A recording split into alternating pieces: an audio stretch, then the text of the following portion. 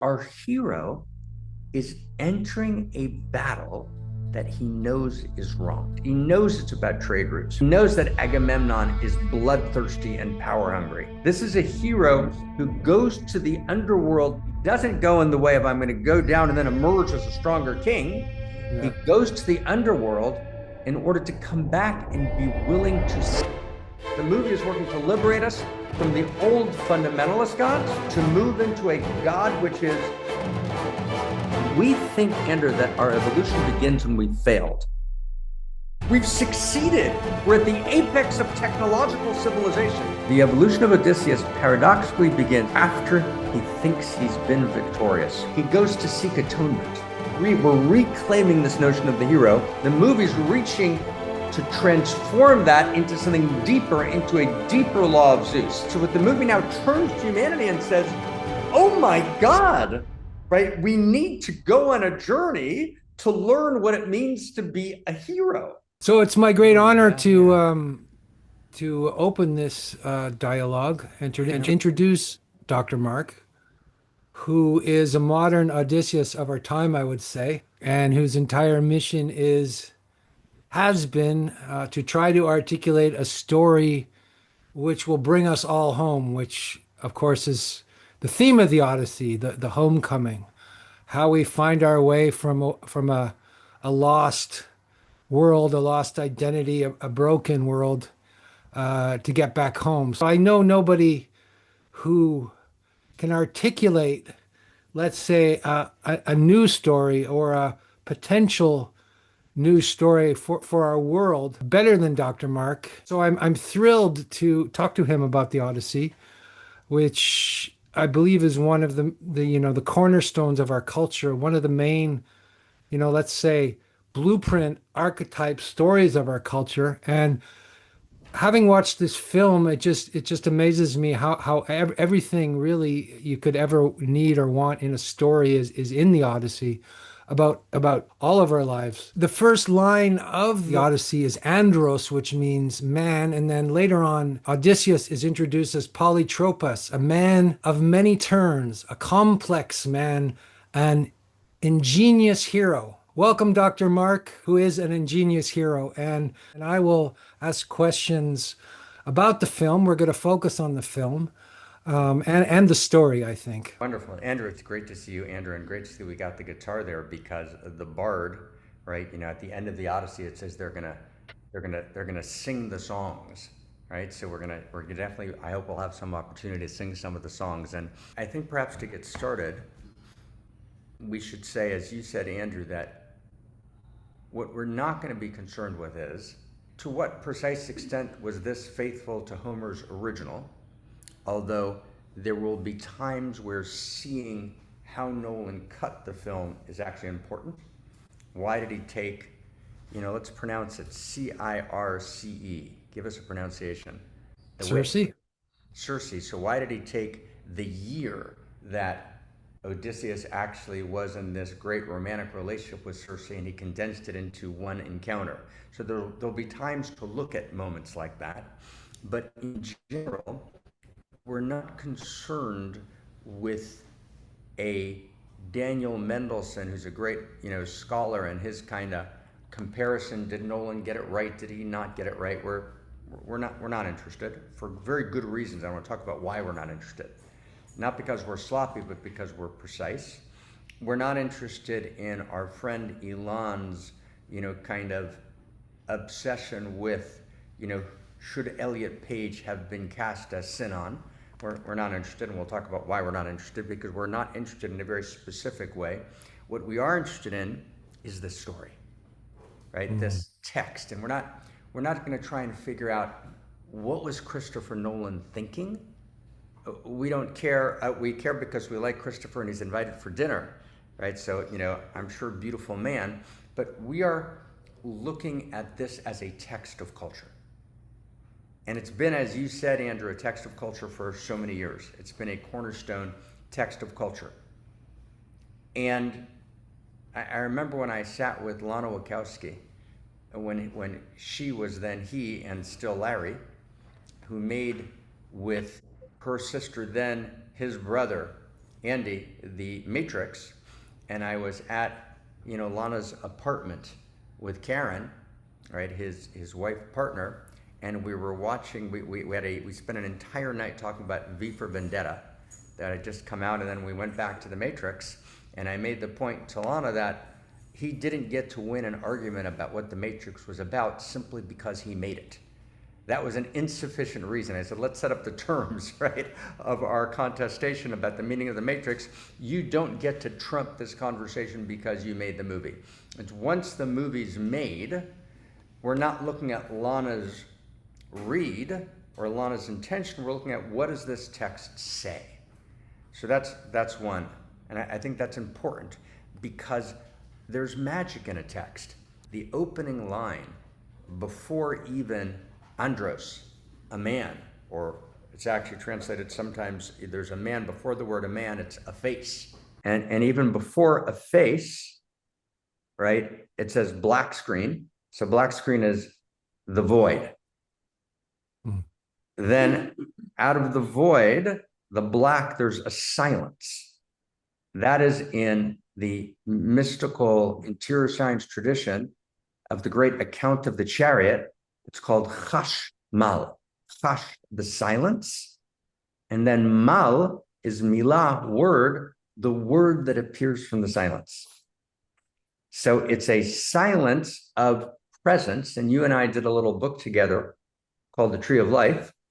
And we started with the highest of the 10 luminations in the Tree of Life, the 10 sephirot, they're called in the Hebrew wisdom tradition. So the top one was Keter, and Keter is silence. So we start with silence. The stage directions matter, right? The words matter, it's silence. Then chash, silence, in the account of the chariot in Ezekiel and in Isaiah, the great prophets. So silence. And it's not a silence of absence, it's a silence of presence. And then mal, chashmal, the secret of the chash, the silence, mal, words, silence, words appear. Now listen to the next line. And this is where Nolan is reaching for it, but he can't quite believe it, but he knows it's true. The next line is, in scare quotes, or single quotes, it's a time of apparent magic. And we move so fast, and I'm really excited with you to move slowly today, right? It's like, move slowly. And if this takes 3 hours, and if there's no one here at the end and we get together and do it a second time, that's good also, right? Let's just forget about the world. We're the bards. We're inside. So it's a time of apparent magic. So Nolan's reaching for magic. He's not quite sure. He's pointing out that the magic of that time, which was the magic of the gods, needed to be exploded. It's apparent magic. But what he's doing is he's looking for correctly, is there a new magic? Is there a deeper magic? And what magic means is, my thesis advisor at Oxford titled one of his major books, on ecstasy as magic in mysticism. And mysticism, as we know, you and I know, is the interior experience. And magic is, it's all connected. Nothing's left out. Everything's connected to everything. And at the depth of it, it means that it's all happening. And it's the first word, which is a face. It's a face. And it's God's face. To be before God in Leviticus 23, for example, but it's also in, the face appears throughout Odysseus, and it appears in the Aeneid, and it appears in the Iliad, and it appears throughout literature, right? The face in Hebrew means inside, and it means to be before, and it means face, the same word. So it's all happening on the inside of God's face, right? So we're not concerned with Christopher Nolan's writing, not because we don't like Christopher. We want to hear what is God is speaking through this. So we're in this crazy moment of metacrisis, this moment of existential risk. No movie has caught fire in a long time, right? Remember the last Avatar didn't quite make it there, right? They didn't quite, it was like it was reaching. And then something caught fire here. So that's she talking. There's magic. We're entering into the silence, and the silence is a silence of presence, and the words are appearing, and the black screen is disclosing the sacred text. And in the beginning was the word, and the word was the logos, and the logos was she. And so we want to make magic together. Can I interject at this moment, Go. Dr. Mark? Perfect. There's a few things. Just setting the stage. That's wonderful. I have a few thoughts. The first is when we talked about doing this, you insisted that we look at the film. When I said the first word was andros, I was referring to Homer's text. Ah, right. Right. So Uh-huh. that was the first word of Homer's text was andros.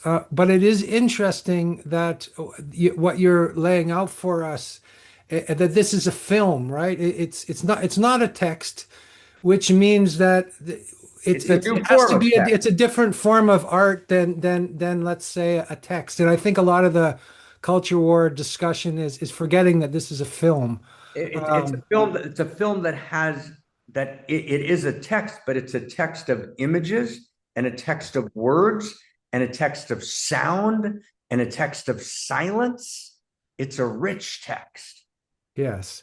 And when Yes. you were talking, I was thinking of, you mentioned, I can't remember your words exactly, but that Nolan he believes almost despite himself, that he's being pushed into belief kind of from a postmodern worldview. And I think if you look at his career and his films, you feel that he's moving towards belief, but he doesn't quite believe himself. So that's very interesting. And I think he's in this situation where we're too early for, what does Heidegger say? We're too late for the too late for the gods and too early for being, or he's in that space, but he's moving out of that space. And so it's interesting to me that the story actually has a full heroic arc to it, This unlike some of his other stories, which kind of end in kind of cliffhangers where we don't know where they go to. So no Odysseus does make it home, and there is a home in this Odysseus. story. Odysseus makes it home and leaves home. Yes, right. Well, that's interesting as well, right? But there is a home, and he leaves home specifically in Nolan's telling, which is one of the places that Nolan diverges from the classical Homeric text. In the classical Homeric text, Odysseus becomes king. In this new, right, evolution of the story, he makes Telemachus king, and he goes off to chase the sun and the original, to fulfill the original vision of Penelope at the beginning of the movie. But let's put that aside for a second. Let's just talk, just because, and I mean this in tender teasing, because you're insisting, we'll just talk for one moment about Nolan.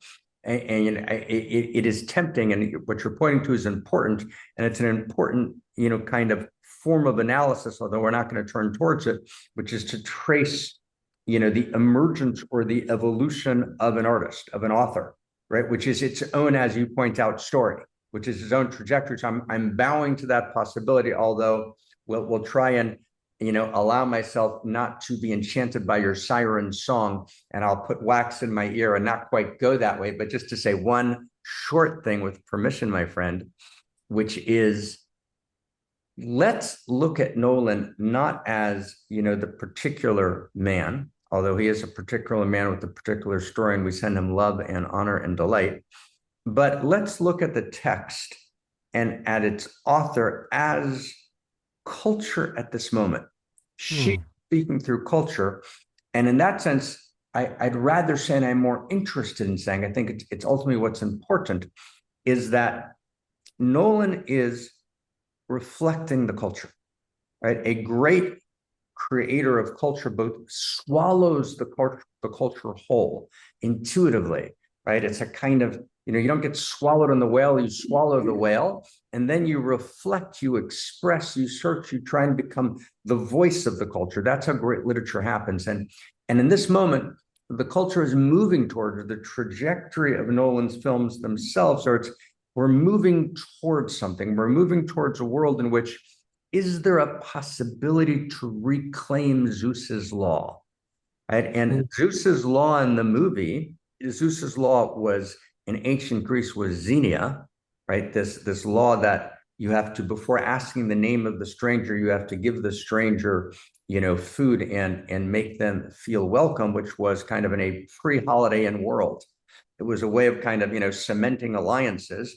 But Zeus's law, right, which Nolan freely mixes with later texts, like do unto others as you would have them do unto you. He mixes those texts and kind of mixes the kind of Hebraic tradition, the Judeo-Christian tradition, with the Greek tradition, kind of weaves them together. But Zeus's law and the gods that hold it are not yet a field of value. In other words, what's happening in the movie is, the gods in the movie are more like oligarchs, right? In other words, they're more like, competing heads of AI companies, right? Careening reality towards a potential disaster as the Bronze Age will collapse under the weight of its own greed. And Nolan is reaching deeper. He's saying, okay, the gods were fighting each other. Poseidon, was wrathful, in the musical, the epic, called Epic. There's a song called 600 Cuts where Odysseus stabs Poseidon 600 times because Poseidon's, kind of pretty terrible. He's pretty vengeful. He's pretty mean-spirited, to major an understatement. So Odysseus, and it's a theme that runs through the movie, he's looking to free himself from the old gods, and he's looking to deepen into a deeper version of what Zeus's law might really be. Zeus's law, historically, there was no such thing called Zeus's law, but what he's kind of referring to, the sources The of law of hospitality it's described Xenia, that, yeah. Xenia, right? The law of hospitality was more of a contract covenant, and it was, because that person who's the stranger might really be a god in disguise. But they meant it literally, meaning it might really be Zeus. The deeper view is not that there's this technical possibility, oh my God, it might be Hermes, it might be Athena, it might be Zeus, right? No. The realization of the field of value is that the guest is always a god in disguise, right? In other words, what Nolan, aka culture, is reaching for is something deeper than the oligarchical, battling, petty, contracted gods, but they're actually reaching for the field of value, right? The field of the divine, in which there's this direct realization that the stranger is welcome because there are welcome home signs in the universe. And there's this realization that the stranger actually is a god in disguise. It's not, there's a contractual, maybe let's cover our ground so Zeus doesn't take revenge or doesn't support Poseidon's revenge. No, there's this actual realization there's a field of value. And that's what Nolan is beautifully reaching for. That's what culture is reaching for. Let's reclaim, let's evolve. Let's not reclaim what was, it never was. It's now time, in response to the potential collapse of the Bronze Age, but this time in a moment of existential risk where the whole thing can collapse for real. We're not going to go from the Bronze Age just to the Archaic Age and then onto the Hellenistic Age. And this is happening in about 1250 before the Common Era. We're not going to get 1,000 years down the road to Aristotle and Plato. We're going to collapse. The whole thing's going to collapse. We need to respond with an evolved version of Zeus's law, which is a field of value where we literally know that literally every stranger is welcome and that every stranger is a god in disguise. And Nolan, right, aka culture, is reaching for that. So the whole movie, and we'll go through and we'll decide how slowly to do it, is reaching for these moments where we can move beyond the old gods. The famous thing that my mother used to tell me: God helps those who help themselves.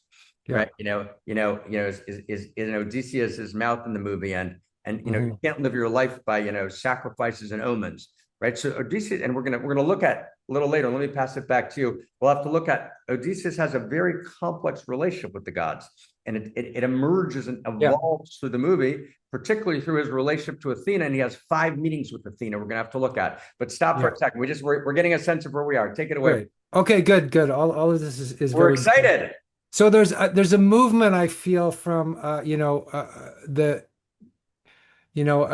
gods that belong that are beyond good and evil or something like that. They don't have a moral compass or anything like that. In a way, he doesn't represent the gods in the film. He represents them as you only get an image of the sea or or fire, or you don't get a personified image of the gods in the film, right? Except for Whereas, Athena. what? Except for Athena. Except for Athena, who's someone he's actually met in Troy. So she's also humanized. Well, So in a sense, there's we'll have to look at that scene when he meets her in Troy, what that is, right? But in yeah. other words, you're referring. Let's just go slow for we have to slow. I'm going to slow us down. No, but hold on, because I want to Take it finish away. Take it my away. Take it away. series of Yeah, yeah, thoughts, yeah, if you yeah. don't mind, because No, there's two please. images of Athena. There's the god, and that is cut off at Troy, and then there's the humanized image of Athena. So it's this process of gods becoming that are natural forces becoming human, and then there's this kind of a process, let's say, that he's going through. And also, he has to break the laws of hospitality himself. He breaks all of the laws. That's part of his kind of journey. And that is, in fact, the whole thing in Troy is about him breaking the law, right? Okay. So that's anyway. That's maybe I'm introducing. I'm No, no, no. jumping too far ahead. But there's another thing that you said I wanted to mention is that it's Totally. not merely the law of hospitality; it's the golden rule. So we're moving into, for example, the archaic area into the Christian area. Yeah, totally, totally. No, so let's. What I want to do is, either your permission. Everything you said is great and important. Let's. I want to slow it down because you had like 5 different strands there, and what I want to try and do is kind of liberate ourselves from kind of the fast culture. Let's take them one at a time. Is that okay? We'll just go like, and Yep. I'll do piece at a time. Throw back to you, then we'll go to the next piece. But I want to try. Let's try and you talk about 4 or 5 different things there. So one, the first thing you talked about was wonderful, is there's this evolution. Let's say there's this evolution from a capricious fundamentalist notion of God. Let me just call it that. Let me try and I want to try and again, we're going to look at the text of the movie as a text that's compellingly relevant in this moment, which is why it appeared in this moment, why it exploded in this moment. So the gods of 1250 in the Mycenaean era, which is the Bronze Age, which is when the story is taking place, when the story is said to have taken place. So this is, almost 1,000 years before Plato, right? And, almost 1,400 years before Christendom, just to kind of see where we are. So these gods are very close to what we would call fundamentalism, right? Meaning they're about a kind of ritual purity. The gods are capricious, right? It's not that different than certain readings of, what I would call aberrant readings of Judaism, classical readings of kind of Shiite and Sunni, right, culture, right, mainstream readings today, right, in, at least as it expresses itself in Islamic fundamentalism, as it expresses itself as well in Christian fundamentalism, in Buddhist fundamentalism, in Hindu fundamentalism in India. So these are, and let's give you a couple of examples. That's when it's go slow. To go slow, I'll do a piece at a time, and I'm going to throw it back to you. So I'm not going to go through all 5, I promise. Just piece at a time. I want to slow us down. So, for example, the prayer of Cyclops, right, who has eaten a bunch of his men, and then Cyclops screams, but when you look at when you listen carefully, he screams, "Vengeance, Father, vengeance." And in the actual script, it's in caps, vengeance. And so Poseidon wants to avenge his son, right? 1, 2, just to give you a second example, just so we can kind of see it in the movie. 2, the prophecy that the remaining crew of Odysseus are going to all die because they will eat the cattle of Zeus is actually a story in which the men go to the island. They take an oath not to eat the cattle because Odysseus says to them, "I've learned from Tiresias in the underworld that you're all going to die." That's the prophecy, right? The men take an oath not to eat the cattle, right? They're lured in by the calm wind. They run out of their provisions and they're starving to death. They're starving to death, right there, right? And so they go secretly, right? While Odysseus is sleeping, they go to eat the cattle. Odysseus comes, he's enraged, and Athena kind of beckons him. It's one of the 6 times we see Athena in the movie. She beckons him, and Eurylochus, right, his trusted lieutenant, says to him when Odysseus is furious, he says, we did it intentionally. We understand Poseidon's going to kill us, but we decided we would rather die from the sea than die of hunger.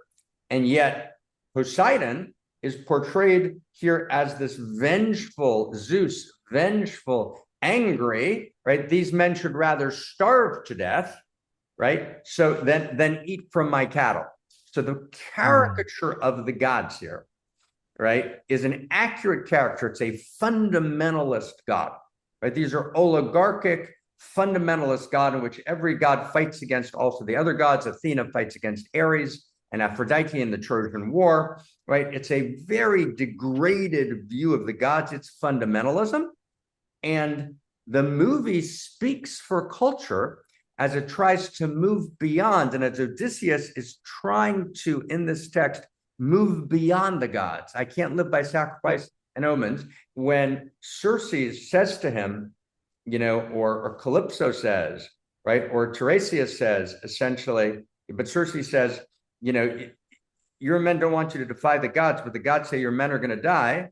So Odysseus says, I defy the gods, right? So in other words, he's working to move. I just want to get this clear in the movie. He is working to liberate us. The movie is working to liberate us from the old fundamentalist gods to move into a God which is incarnate in the field of value. You can correctly read the movie as actually Odysseus' liberation from Athena. So we'll talk about what that means. You have to track the movie. There's 6 Athena texts in the movie. They unfold in a very particular way. They have a very particular arc, and he's gradually liberated from Athena, right? And he's going into this field of value. So there is an arc here. There's an arc. There's an evolution in that story. Done. It's yours. Thank you. But Okay. Stay so with Athena, the law of Athena would be the fundamentalist law. That's what you're talking about. The law of Zeus, the law of not Athena. We haven't gotten to Athena. I'm going to be a motherfucker. You'll hate me by the end of this. But the law of Zeus, right, is the law of Zeus in its corrupt form, in its degraded form. But not just the law of Zeus. The law of Zeus, let me say it more clearly. The law of Zeus is reaching towards a field of value. The old law of Zeus, which was a contract to make sure that you weren't being cruel to a god in disguise, you were protecting yourself. It was a contractual protection against the fundamentalist god. The movie's reaching to transform that into something deeper, into a deeper law of Zeus, a deeper golden rule, a deeper field of value. That's one. 2 is the depiction of the gods in the movie are, Poseidon, petty, contracted, right? We will kill the men because they violated our law, right, of purity, right, and ate our cattle even though they were starving. So the gods are motherfuckers. Poseidon's a motherfucker, right? His son is eating men, right? And they defend themselves. So Poseidon's going to take vengeance forever. And actually, in the kind of unfolding of the Odysseus story throughout later literature and kind of how it reflects in Virgil and later, Poseidon's a motherfucker. He actually he never forgives, Odysseus. He's petty, mean, and contracted.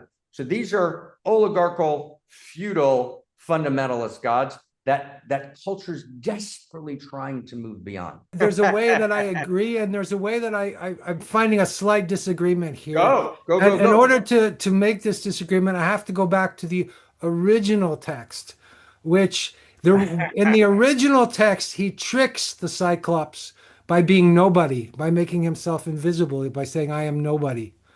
And then when the Cyclops' friends are tricked into thinking that he's nobody, so this is how he escapes. And then when he leaves the cave, he turns back in vengeance against this force of nature, Poison's son, and he doesn't remain nobody. He chooses vengeance. So he is still one of the old gods. He's still halfway in the world of the old gods. You're saying And also in Odysseus. another example in the original story, the revenge he takes is not only on the suitors but on their women and No, children. And I understand, yeah, but I just want to notice something here, and yeah, I'm going to look at the clock. Give me 2 minutes to respond, then you respond. So first, I'm just going to throw okay, my pen at you. Here we go. Ready? Throwing my okay. pen at the screen. Because Because I brought in the you original broke the again. rule, right? Because the second we try again, that's what I'm trying to figure out how do we read, and it's a big deal. It'll be fun to fight. So, but we'll have a delight here. I'm delighted. Here we go. Both of your points are correct, right? Which is A, Odysseus is a quite brutal figure. He has Hector's son thrown from the walls. He has Melantho, right, hung, and all the other. I understand that in the original story, but we have to read this text, right? And we're not doing the Homeric scholarship thing. We can only read this text in culture the way But it's not 98. the hero. It's not heroic. It's not the Homeric It's not the scholarship thing. It's the story which people right, have, right. So which so and so it's Nolan's intentional no, no, I decision understand. to not No, I put understand, that but aspect of him in it. 98% of culture is reading the text as the text. So let me just stay with the text in terms of the text. Okay. So in terms of just the text of this story, right? This, right? And we'll talk about again a little bit more later why we want to stay with the story. This is a new text. It's new wine in old flasks. And we need to learn how to receive a story and then to evolve the story. That's actually critical. The exact point is in order to create a new story of value, we need to be able to receive the old stories. And paradoxically, even there's this strange thing in the liberal community today that has debunked all sacred texts. But then when it comes to Odysseus, but what did the original text say?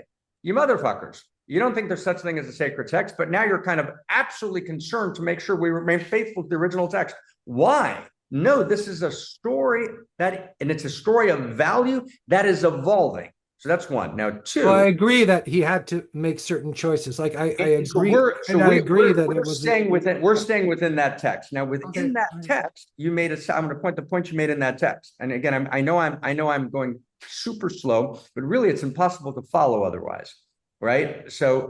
And again, if you feel kind of deep anti-Semitism kind of rising through this, kind of podcast. Like I used to like Gafni, I don't like, I understand. But but you can push back on me on any, but substantively.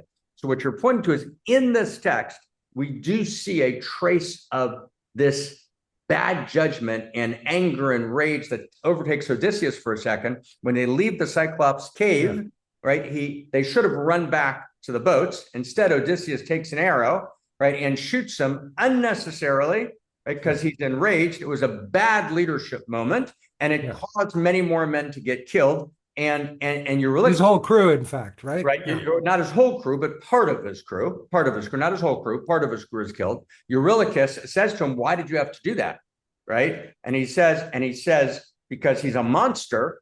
And then the other men in the ship say, "Oh no! Actually, he's the son of Poseidon. That was a mistake." And from then on, they believe that they tell him. That the men believe that Poseidon's against him. That's actually what happened. So Nolan does allow this gratuitousness of Odysseus in, and you're right. Odysseus, both in this movie, but much more so in the original text, is a far more complex and contradictory figure. He's both senex and puer, right? As Hillman says, he's both. Yeah. He's both the hero and an anti-hero. He could be interpreted either way. So we'll come to the hero point. And again, and then let me just teasing aside. Let me just apologize for a second. I know I'm being rigorous. I'm being rigorous because it's very easy to get lost here in a sea of confusion. But more than that, to miss the importance of the movie. And every one of your insights is so good. I just don't want to have them bunched in 5 points where we don't know what you. So let's go. So we did the gods thing.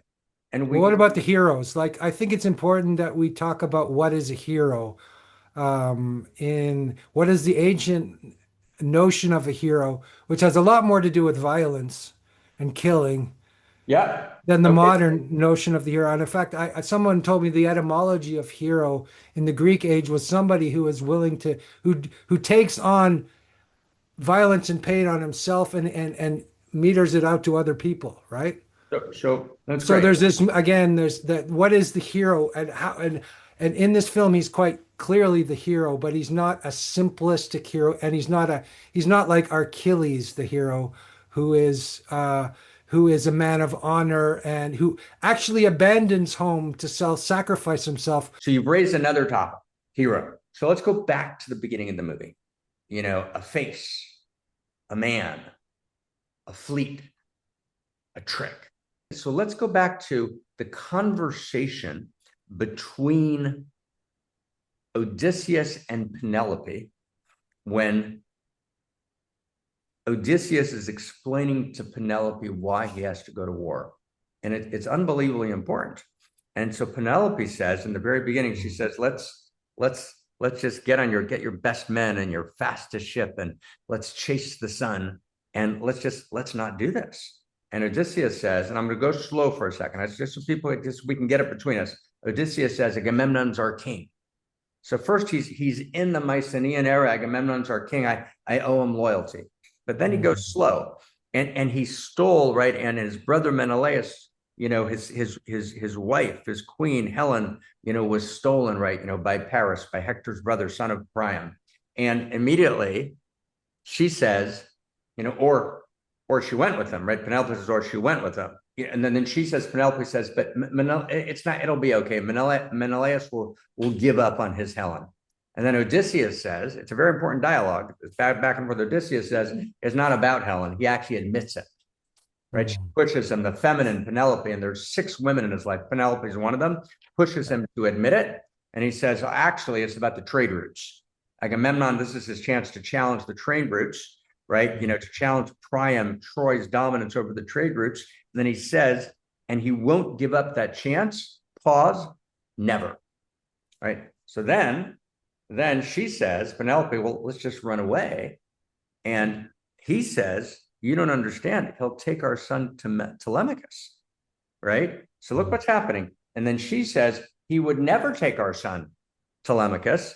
Right? And then Odysseus says, he actually took his daughter, and then we see the scene, right? Yeah. And sacrificed her to the gods. And she says, Penelope, just go slow. She says, that's monstrous. And he agrees that's monstrous. And then he pauses and he says, and committed. Right? It's this the line text is very subtle here, but it's very subtle. And then she says, it goes on, but we'll just run away. He considers it for a second. That's when she gives her vision of kind of chasing the escaping sun, chasing the fleeing sun, you know, your best ship, and we'll sail to the west. And he gets caught up in her vision. You can actually see it. And then he shakes himself out of it and he says he'll take it out in Ithaca. And so look what happens. I just want to get what's happening because you're saying something so important. In other words, our hero is entering a battle that he knows is wrong. In other words, this is not a noble battle, right? This is a battle which is being waged under a pretext. He knows it's a pretext. He knows it's about trade routes. He knows that Agamemnon is bloodthirsty and power hungry, right? Right? You know, he knows that Helen's read of Menelaus, right, as being kind of, you know, although Menelaus is a more complex character, but fundamentally, she says there's no righteous cause. It's just your brother's ambition. We see when Telemachus goes to visit them and they sit at the head table. We have a hero who's going to fight an unjust cause that he knows is unjust, A. B, that unjust false cause is stalemated for 10 years. As he says to his men in the end, we've been on this fucking beach for 10 years, right? Yeah. He then introduces this trick of all tricks, which we'll talk about later, which he says breaks the laws of Zeus forever, right? Yeah. We'll talk about that. We'll get to that, right? He succeeds, and the story begins with a hero who succeeded in being victorious in an unjust cause, who refused to step away. And in his own self-reading, who changed the course of history because Agamemnon could not have won without him, who collapsed the Bronze Age, who collapsed Zeus's law, right? So he realized, wow, I've climbed to the top of the ladder, but the ladder was against the wrong fucking wall, right? That's how the story begins.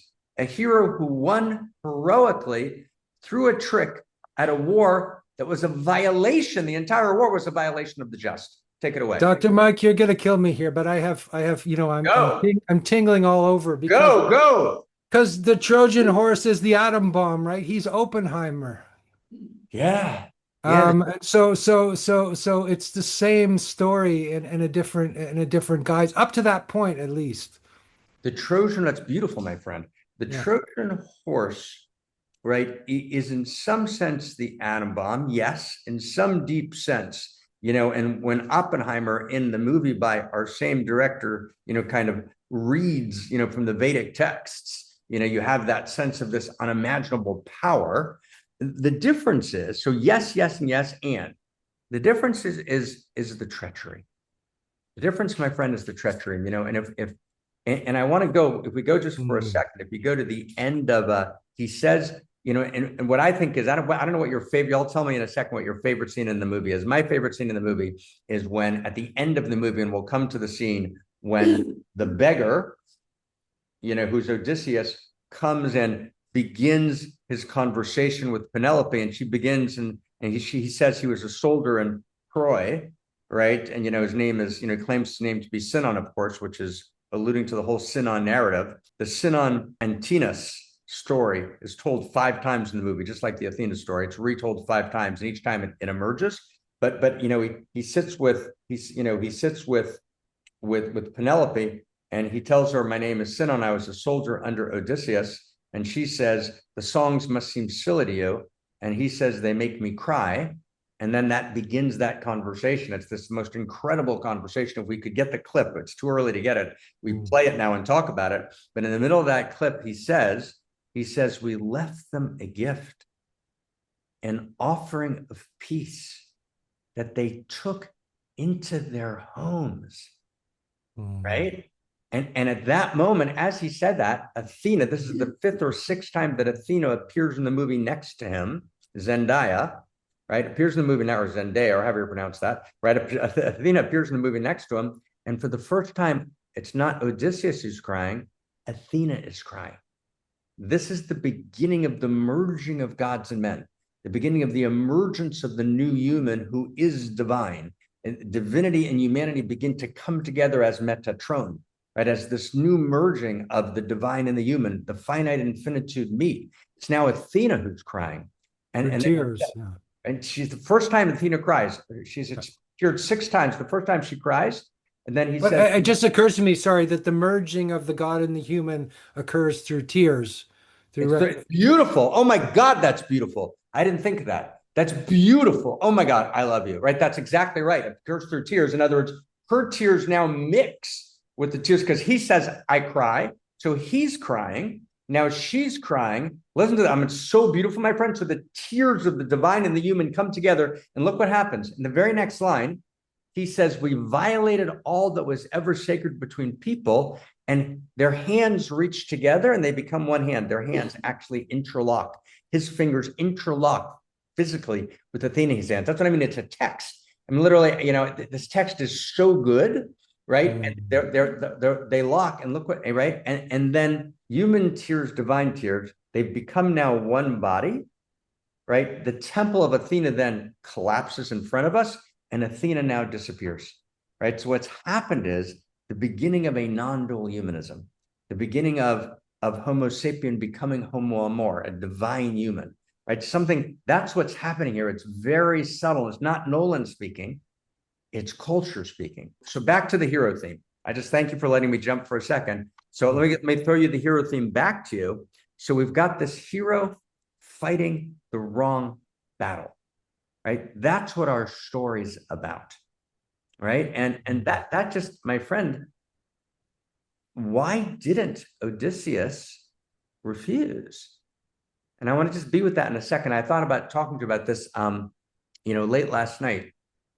I thought, oh, God, Andrew and I have to talk about this. In other words, could Odysseus have refused? Right?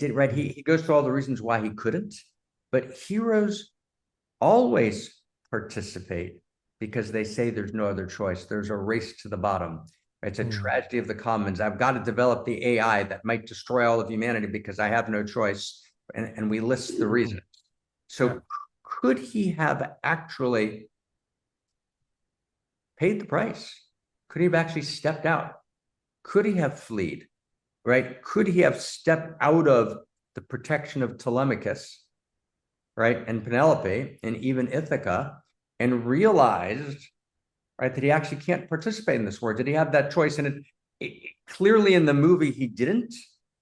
But Well, because of his son, right? I mean, his son, because of Telemachus, right? because of Telemachus, he would be abandoning his soul if he did that because it's his son, and also because But that's he has limited, to. though, He's still part of the world where you follow the laws that's right. So he of can't, Zeus and of the old world. So he's in and he's both in the worlds. Mycenaean order, and The he says, guy between worlds. You You're know. exactly. So now it's so beautiful to go slow, right? He's in this time between worlds. So he's on the one hand bound. He says twice in the movie, right? Right. He bows twice to Agamemnon, right? In other words, our king, and yet he knows he's wrong. So he's in this horrific, tragic story. And what the movie does beautifully is it does something that Homer couldn't do, that you beautifully pointed to earlier, my friend, where actually, in the end, what he should have done is perhaps stepped off his throne. But of course, in the Homeric version of the story, the king can never step off the throne.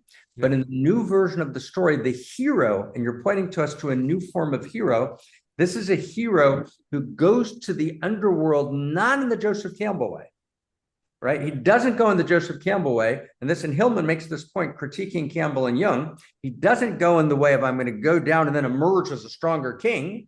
Yeah. He goes to the underworld, right, in order to transform, in order to come back and be willing to step down from his throne.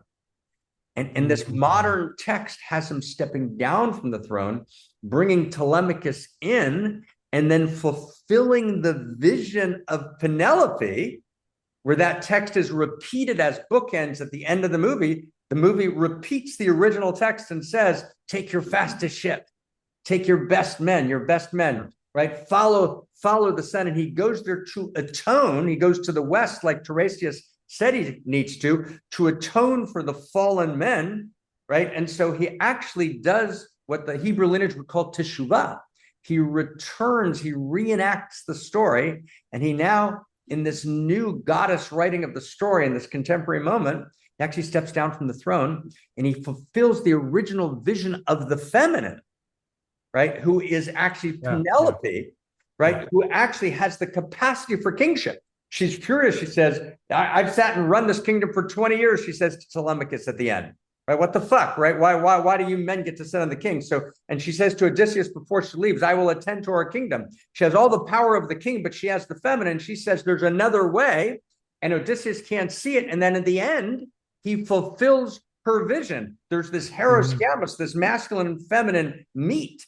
But just notice for a second, and I will shut the fuck up, right? But just notice, by doing what we're doing, right, none of the commentary touches any of this, because it's so obsessed with figuring out, was this the original Homer? Was that? Who cares? This is a sacred text that goddess has. There's magic. It's not apparent magic. There's real magic here. And just as you begin to unfold it, it's stunning. So take us the next place. There's more to say about the hero. But well, the fact that I think in the end of the story, it's Penelope's vision, yes, which wins, right? Not in a way he's devoted to that, not to traditional heroism in the masculine sense. In the end, that's where he gets. It seems like what's the objection that people have to the film somehow is that it's too feminine, or that the people who want this kind of masculine heroism of winning, whereas he actually has to sacrifice at the end. So there's a sacrificial sacrifice of the hubris, the pride, etc. of the ordinary, masculine. That's stunning. That's stunning, my friend. And maybe there's a Heros Gamos. Maybe it's both, right? It is, of course, but right. And in other words, he's both the heroic king who slays the suitors, right? And again, I'm not going to go to what happened in the original Homeric, but in this story, he slays the suitors. And yet, and I want to stay very close to your theme because I think you're absolutely right. There's this evolution of the hero. So just go slow with me for a second, right? In the pre-modern world, right, there's the hero who blindly fulfills, it's the fundamentalist hero, right? So what we're saying is the gods in this movie are either the oligarchs of AI, right, or the fundamentalist religions. That's the closest read. So that's one version of the hero. And in the old version of the hero, right, the hero is this kind of figure dying for the cause. Postmodernity correctly problematized the hero. And said that the hero is actually this kind of, disposable masculine seduced and used by culture, right? And, Red Baron, the famous movie, The Red Baron, right? The ace, of Germany, who shot down more planes than anyone else, who writes a book at the end of the war and refuses to become the head of the Air Force and goes up for a last mission in order to be shot down, right? Because he realizes that he actually moves from ethnocentric to world-centric in World War I, and he goes to literally on a suicide mission to get himself shot down to destroy the old vision of the hero. So it's a very, very important notion. Now, what this text of culture is doing, as you point out to Lord Andrew, right, Lord Andrew Odysseus, right, we're reclaiming this notion of the hero with two strands. We're weaving two strands together. First off, we have this evolution of Odysseus, right? And the evolution of Odysseus paradoxically begins, and I want to make this offering, after he thinks he's been victorious, right? And all through the Trojan War, right? His leaving, right? The 10 years of battle, all of that is classical Odysseus. The evolution of Odysseus begins after the walls of Troy fall, and he begins his journey home. That is when the evolution of the hero starts. That's very important to realize. It happens at the end of the Iliad, at the beginning, right, of the Odyssey. And by the way, X amount, 700-800 years later, when Virgil is writing the Aeneid, in some of the commentaries of the Aeneid, the Roman commentaries in the Aeneid, Aeneas, who's a Trojan, one of Priam, from Priam's, right, children, right, Aeneas, right, from Priam's royal family, Aeneas flees Troy with his father on his back, and there's an entire tradition, right, in the commentators on Virgil that Odysseus and Aeneid found Rome together. Yeah, right. Yeah. It's like, right. So in a meaning, Sure. Meaning there's this sense of Odysseus's evolution, but the evolution of this new hero starts, and often that happens. We think, Andrew, that our evolution begins when we failed. The classical hero, right, the Campbell hero fails, right? The evolution of the true hero in this new sense is, and this is what Nolan is saying, you motherfuckers, we've succeeded. We're at the apex of technological civilization. We've produced what seems to be an intelligence, which is not conscious, but is functionally intelligent, in which in 5 years from now will be more functionally intelligent than all of humanity, meaning we've succeeded at the technological apex. And what now this text of culture is saying, you motherfuckers, you just succeeded. Troy's about to fall, right? And if you don't now begin a hero's journey, right, then everything's broken, right? And when we hijack attention with the first wave of AI, and we hijack conversation with chatbots, and we hijack intimacy, right, with AI tutors and confidants and and coaches, right? We take attention and conversation and intimacy, which are the three dimensions at their new level of experience that created Homo sapiens, and we now destroy those three: attention, conversation, and intimacy. Right? So we're now ushering in the death of humanity. So now, in other words, we're ushering in the death of humanity, right? The Bronze Age is about to fall, right? Says the movie, right at the moment of the apex of our success. So what the movie now turns to humanity and says, oh my God, right? We need to go on a journey to learn what it means to be a hero, right? And Odysseus goes on this journey. He becomes a hero, right? But he's both the hero who is cunning, but he becomes wise. And we have to talk about that. We haven't talked. Yeah. Let's just hold here, bro. Let's not go into it. That's too much talk now. But just to see, so there's these two dimensions of Odysseus that come together. He's the hero who is the classical hero, even though, remember, Odysseus is not as strong as Ajax. He's not as strong as Achilles, right? He has only one ship to offer, right? 3 ships that leave, right? He's not the classical hero, right? He's this wise hero in the classical sense, but still an ordinary hero. He only begins his transfiguration into the new hero who has the capacity both to stand for justice and slay the suitors and reclaim, right, his sacred marriage and his son, and to give up the throne and to sail to the west and to honor the dead and to atone. So there's a new hero. If there's a new possibility of a hero, there's this flawed, complex hero of the kind that Marvel movies is actually trying to actually resuscitate. These new complex heroes. Take it away, sir. That's your hero topic. We're just So talking I'm about thinking of Odysseus, in relation to Achilles, and Achilles. also his early life versus his later life. So in the early life of a person, of a man, it's often about conquest. It's often about, just making it in the world, right? And then there's a point where making it in the world, doesn't really cut it, that there's more to life than that, right? And then you look back on all of the harm that one has caused unconsciously, being part of this machine, right, of war in the case of the Iliad. And then you have to go through this kind of journey through the bardo, through meet all these monsters, become completely exiled from your the laws, right, and the society and the culture, and then you find your way back home in a different way. And what you're adding to my understanding here is it's the abdication of the throne that is the true heroicism, or the abdication of It's a that kind dimension. of throne. Let's go again. And here, and the way we're setting this up is you're offering a theme and I'm commenting on it. So I'm just your humble commentator. So let me just comment on that theme there, okay, my friend. It's a beautiful theme. So this is the theme of the hero who has succeeded. He realizes he succeeded in the wrong story, in the unjust story, right? Right. He succeeded. If you remember, it's this beautiful scene. It's actually heartbreaking. This beautiful scene where I can almost cry thinking about it now. When Sinon, there are two scenes that repeat 5 times, 6 times.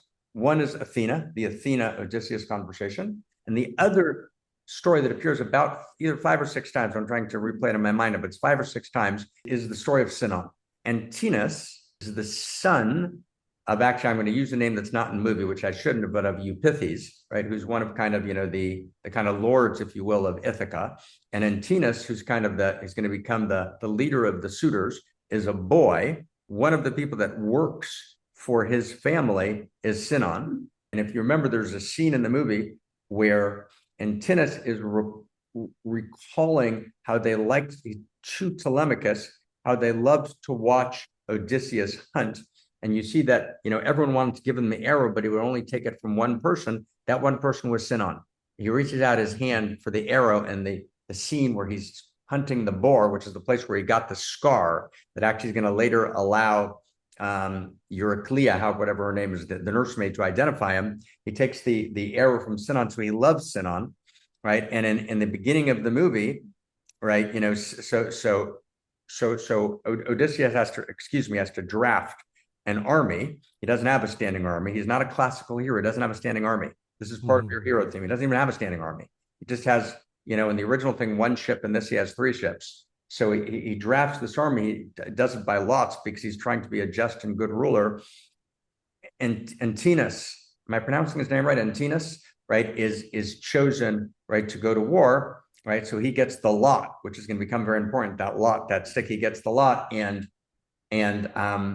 Sinon is chosen not to go to war. And then Antinous, as Odysseus is going to explain later in the movie, explains it only much later in the movie. He explains it to Sinon after Sinon has volunteered later in the movie to offer the horse, right, the Trojan horse, to the Greeks, right? And he says, well, the reason you came is because Antinous promised, in Hades, he explains it in Hades, Antinous promised to take care of your family if you would take his lot. So Sinon takes his lot, and Antinous promises to take care of of Sinan's family, and Antinous, of course, breaks that. And Antinous is, and Sinan's father dies in poverty and becomes a shade, right? A shade, Shade, kind of, who dies and meets his son Sinan and says that Antinous has broken all honor. That's the story. So we meet Sinan at the very beginning of the movie, right, where that's the first time we see him, where he's standing in front of the horse, and the Trojan riders are coming towards him, right, and he's volunteered for this, and he's supposed to tell them this is an offering for Athena, and that's what he thinks it is. He doesn't know there's men inside, right? Odysseus hasn't told him, and they throw spears at him, and they kill him. In his dying breath, he says it's an offering for Athena, right? It's an offering for Athena, and the first Trojan's about to kill him, right? After he says it's an offering for Athena, the other Trojan blocks his shield, right, and says to him, he says, I remember the line, he says, common gods respect their offering. Common gods respect their offering, right? Meaning respect. There's a field of value even in war. We have common gods. There's a shared field of value, right? Yeah. It's this moment beyond polarization, right? It's this intuition of a possible field of value. Common gods respect their offering, which is why Odysseus is such a flawed hero, right? Odysseus is the one who breaks. Well, he makes Sinan the scapegoat. He makes Sinan. He lies to Sinan, but even worse, he violates, right, this shared understanding of common gods respect their offering. So this is what you're pointing to, right? Yeah. Is that Odysseus is this? This is everything I've just said is just to support, right, your point, which is that Odysseus is this very tragically flawed. His desire to go home and to break the deadlock, right, caused him to violate all that's sacred, right? We left them a gift, an offering of peace, and they took it into their home. And there's that, right, Odysseus's phrase, and the Trojan warrior says, common gods respect their offering. And he says, the war is over. Take it to Athena's temple. And the mob, if you remember, keeps saying, burn it, burn it, burn it. And the soldiers, right, standing for this potential field of value, protect it, right? So it's this incredible, so he's this incredibly flawed, tragic hero. And the way you just said it is, he participates in the machine of war, right? He's not a conscientious objector, right? He doesn't know, right? So that's how we meet our hero. Our hero, and he makes somebody truly loves the scapegoat for that. And then he starts to call himself Sinon, which is interesting. When he meets Penelope. Is that amazing? Yeah. Is that amazing? Oh my God, right? Is that amazing? I thought about this theme, but I didn't think about that last point you just made. I didn't put those two together in my notes. That's a beautiful point. Oh my God, I love you.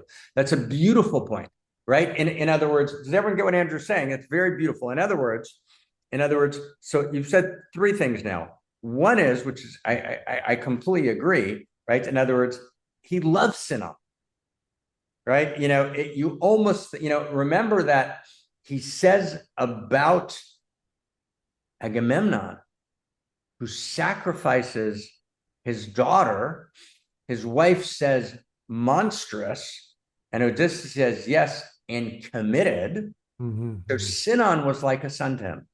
When you see Telemachus as a baby, Sinan is his other son. Yeah. And there's this theme in the whole movie about the father and the son, Poseidon the Cyclops, father and son. Laertes and Odysseus, father and son. Odysseus and Telemachus, father and son, right? And then you have, what's his name? If I'm gonna sin for a second, Eupathes, right? Who only appears, you're right, in the Homers, and Antinous' father is the one that tries to kill actually Odysseus and Telemachus after the scene in the suitors. So there's this father and son, right, theme that's running through this, and essentially what Odysseus does unwittingly, he doesn't want to. He didn't want Sinan, right, to go to war, but now that Sinan's in war, and Sinan then volunteers, and he didn't want Sinan to volunteer, and then he's faced with this impossible choice: do I tell him or do I not? And he doesn't tell him. And Sinan says, I would have died for you. And Odysseus says, my strategist won over my father, right? I'm the father, you're my son, but my strategist was, right? The dying man has to believe the story. So even as you were dying, no, I knew you might be killed. I needed you to believe it. And then you now point out this new dimension, which is stunning, which he actually takes on Sinan's name. And what we think he's doing it for, right, is to completely confuse and destroy the mind of Antaeus, right? Right. But you point out that there's the second dimension. He actually takes him on. He becomes him, right? Right. Sinan kind of lives through him, which is Well, actually maybe it's his old beautiful. self that has been sacrificed in a sense. Like he's killed his Beautiful. if Sinon's his son, spiritual son, he's killed his son, so he's died in that sense. And then the rest of his life is sort of a in going from island to island is kind of he's still dead. He's still not himself yet. He's still in the underworld. He has not returned. He has right. And there's no, and we should begin that story. We should begin that story now of kind of, we have to really begin the story of Odysseus's journey. But I think just this last point, we'll just kind of, is that you've got these multiple father-child relationships. I just want to say them again. You have got Poseidon and Cyclops. You have also Zeus and Athena. Athena's his daughter, although Zeus doesn't appear, right? You have Antinous and right his father in Homer, but doesn't appear in the movie. We don't know, right, anything about his father here, but we know that Antinous says at the beginning of the movie to Telemachus, right, here you are, you never even knew your father, and yet you're so loyal to some father you never knew. Telemachus, right, has this beautiful line. He says, none of us really know who our fathers are, right? Not even you. So don't claim to know mine, right? It's very beautiful, right? It's very, very beautiful, and that's Telemachus, right? He says, none of us can really know who our fathers are, not even you. So don't claim to know mine. So Telemachus is wise here, and he's powerful. And this is right after Antinous told him, right? Antinous says to him, you're pining for a daddy you didn't even know, like some sniveling bastard, right? And then Telemachus says, none of us can really know who our fathers are, not even you, so don't claim to know mine, right? And it's this very beautiful moment, and Telemachus is yearning for the blessing of the father. Now stay with me for a second. And culture is yearning for a new Zeus, for Zeus's law, right? In other words, the old Zeus is not the father. The old Zeus is an angry god, brother of Poseidon. We're yearning for the father, right? And Anthony Gibbons, right, in his famous epic, which stops the rise and fall of the Roman Empire, actually misses the emergence of the father. He kind of decries Judeo-Christianity as undermining the Roman Empire. But actually, the emergence of the Judeo-Christian moment, for all of its complexity and all of the Christian tragedy, right, in how, in all of the ways that tradition became tragic, but it introduces this field of value in a new way, right? And that's a big deal. Absolutely. And then finally, just if I can kind of just, break our rule, which is, right, in Homer, after Odysseus has killed the suitors and then their relatives are coming, right, they're led by Antinous' father, right? And so what happens is this incredible scene, right, in the actual Odyssey, right, in the original version, where so Antinous' father, Eupathes, however his name is pronounced, right, leads this mob, and then Odysseus finds his father Laertes. So it's Laertes the father who Athena gives a boon, and he becomes younger again in his strength with Odysseus and with Telemachus. So it's all three generations. It's the transmission of the blessing of the father, and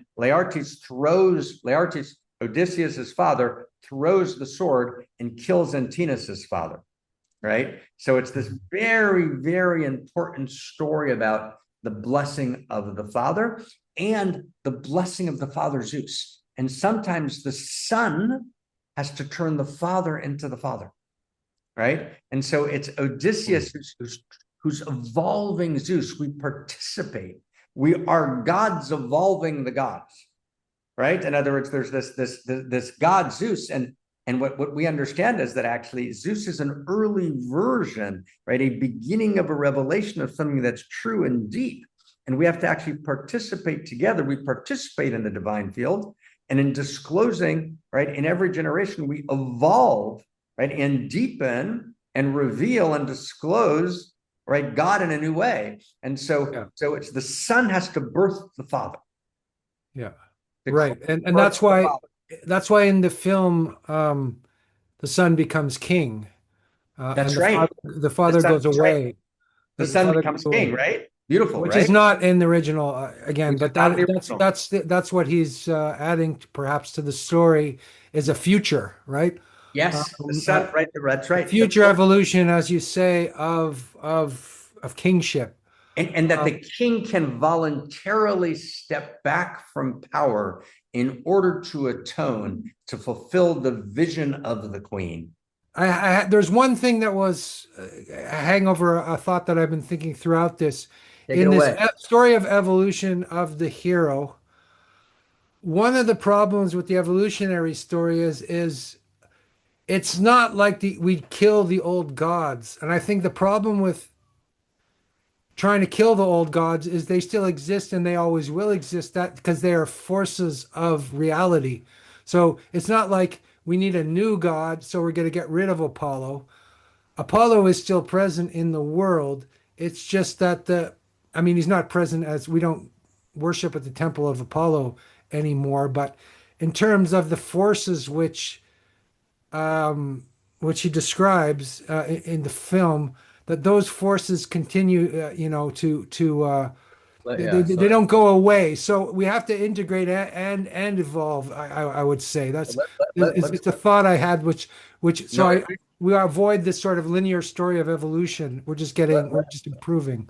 let's go slow. Let's go slow. Let's take it. Okay. Let's take it slow. So again, there's so much here, even in just what you just said. In the evolutionary story, there is both line, right? There is a clear line, which is not a thin line, it's a thick line, it's a plot line, right? There's an irreversible movement of time, which is the movement from past to present to future, right? In which there is very clearly in the center of gravity in culture an unfolding, a deepening. One. Two, there is also a circle. There's also a recursive loop. There's a circle, right? There are times when something emerges and then disappears. Alexandria is a very good example, right? Both in science and in spirit in Alexandria, in the first, second, and third century, there were incredible advances that were shocking, that were destroyed by Christendom, actually, that didn't reappear for 1800 years, right? Obviously, there's an entire tradition of ancient societies, right? Which are actually quite important and empirically quite important to check carefully. So it's very clear that there's not just a line going in one direction. It's a far more complex story. And indeed, there's an idea in the Solomon lineage called Yiridata Dorot, the descent of the generations, meaning there's both an evolutionary line going in one direction, and yet there's also something that we're losing, right? We're losing access to, right? Yeah. And so that's, now if you put the line plus circle, right, a basic equation of cosmologic humanism, we're about to publish a book, and the title of the book is The Love Story Between Time and Eternity, right, which I'm working just on finishing right now. And it's about, and the essential equation in the book is line plus circle equals spiral, right? And that there's actually a spiral movement in time. So there's both an irreversible movement of past, present, and future, what Whitehead calls the creative advance of novelty, right? And you actually need the timeline because time actually is a creative structure that discloses original depth. And there's also a circling back, a reclaiming of the depth of the past, right? Needs to be kind of, that's why the story needs to be, we need to go back to the same story. We go back to the Odyssey, but we don't just retell it, we reclaim it, we deepen it, and we spiral forward. So the circle becomes part of the line and the line becomes part of the circle. So that's two. Let's now go, so that was your general point about evolution, which I think is important. Then you made a second point, and I apologize insincerely, obviously, for listening to you very seriously. So that's you, and it's, you put something on the table, we're going to take it seriously, right? So you said a second point, and your second point was that the gods here represent the elemental forces. Right, it was a beautiful sentence. I think that is one very important dimension of the gods. We've talked earlier today about the gods as, if we would look at them today, the gods being roughly analogous, either fundamentalism or different forms of Well, in the film and how it was portrayed in the film. Right. Yeah. No, I think you're right. No, I think you're absolutely right. I think there's a third dimension. I think I didn't want to go into it earlier, but I think you're absolutely right. The third dimension is absolutely right. The gods represent the elemental forces, but here's where we got to slow down. The elemental forces you're referring to are not the ocean, right? You're referring to elemental forces of greed, right? Voraciousness, ambition, love, right? In other words, these forces of the world. Now, both. I think nature. No, I understand you, and the two might be interlocked. You got to be careful when you say both. We're now in a kind of different conversation, right? Are those interlocked or now interlocked? I just want to go slowly and say things that are just slow. So let's just say for a second, let me just talk about the kind of the psycho-spiritual, kind of forces that drive cosmos. So here we've got to be careful because, we need to make a distinction. And it's the assumption of the early forces was that you've got, until the pre-Socratics in the West, right? You had this, and in the East, there was also a moment where it shifted, right? But you had the sense of these different elemental forces warring with each other that are personified as gods. That, I think, is incorrect. That's fundamentally incorrect, right? That is to say, there is a larger field, which is a field of Eros. There's a larger field, which is a field of Eros value, right? There are first principles and first values that actually move cosmos. Okay, go slow for a second. That's value. That's what we mean by first principles and first values. So that's A. Then what you're pointing to, I want to take the whole conversation to the next level, which is then there are pseudo values and there are anti-values. Those are called, for example, in the lineage, Sitra Achra, the other side. There are forces of chaos. There are forces of destruction. There are forces, when all the rage pent up for 10 years is unleashed in Troy in that horrible night of rape and pillage. And it's Circe who points to those forces that live in men and says, you men are actually just disguised as men. And when she brings them back after that, she's taking off the spell, she's saying, I'm going to bring you back to your disguises, meaning your humanity is your disguise. Who you really are these brutal primitive forces. And she says the urges of battle, which then rape and pillage, those are the actual primal forces, to which we say no. We say those forces live in the human being, but those forces are actually an expression of something deeper. So when we talk about, and this is critical, and this is where James Hillman gets completely fucked up and confused. And I love James Hillman, by the way. And James Hillman, on any given page, including when he writes about the Odyssey, on any given page, he says things that are rank stupidity, and brilliant and insightful. And literally every paragraph moves between them. He's probably the most uneven writer. I fell in love with him 25 years ago. It was a tempestuous romance, right? But in other words, it's like he's uneven. And one of the things that he actually refuses to do is actually understand, because he's lost in this kind of, postmodern literary conceit, right? To actually recognize, right, this notion of homo imago Dei. And homo imago Dei means that the divine force that lives in me, right, transcends my nature, even as it infuses my nature, which is why I have the capacity to transform my nature, to direct my nature. Right? And as if there was no force in me of Eros value, right? Of the infinite, right? The infinite, intimate, incarnate divinity, right? The force of Eros, the force of love, the drive towards ever more intimate coherence, towards ever greater mutuality, recognition, union, and embrace. If that didn't live in me, right? And now just like there's Eros, there's anti-Eros. Just like there's Gandalf, there's Sauron, right? And there's Saruman on a bad day, right? Right. But in other words, so there is value and anti-value. There's Eros and pseudo-Eros and anti-Eros, right? But there are not, in this Hillmanian, kind of adoption of this kind of pre-Socratic Mycenaean era, 1250 before the Common Era, right? That's one of the things that the New Age has done. The New Age has kind of mindlessly adopted this notion. No, there are not random primal forces moving in the world that we actually cannot engage and deepen because they are distorted expressions of the drive to wholeness. Right? So that's a very important. If there's no fundamental drive to wholeness in the world, we might as well give it all up. And this is what I said to our friend Tom when we did that dialogue on war. Tom did that beautiful set of talks on war, and Tom said, war is just a given. Those are just the chaotic forces. I said, no, actually, there's a drive to wholeness, which is why we can talk about the fourth Big Bang and about Homo sapien becoming Homo more and about birthing a new human. Otherwise, it would make no sense.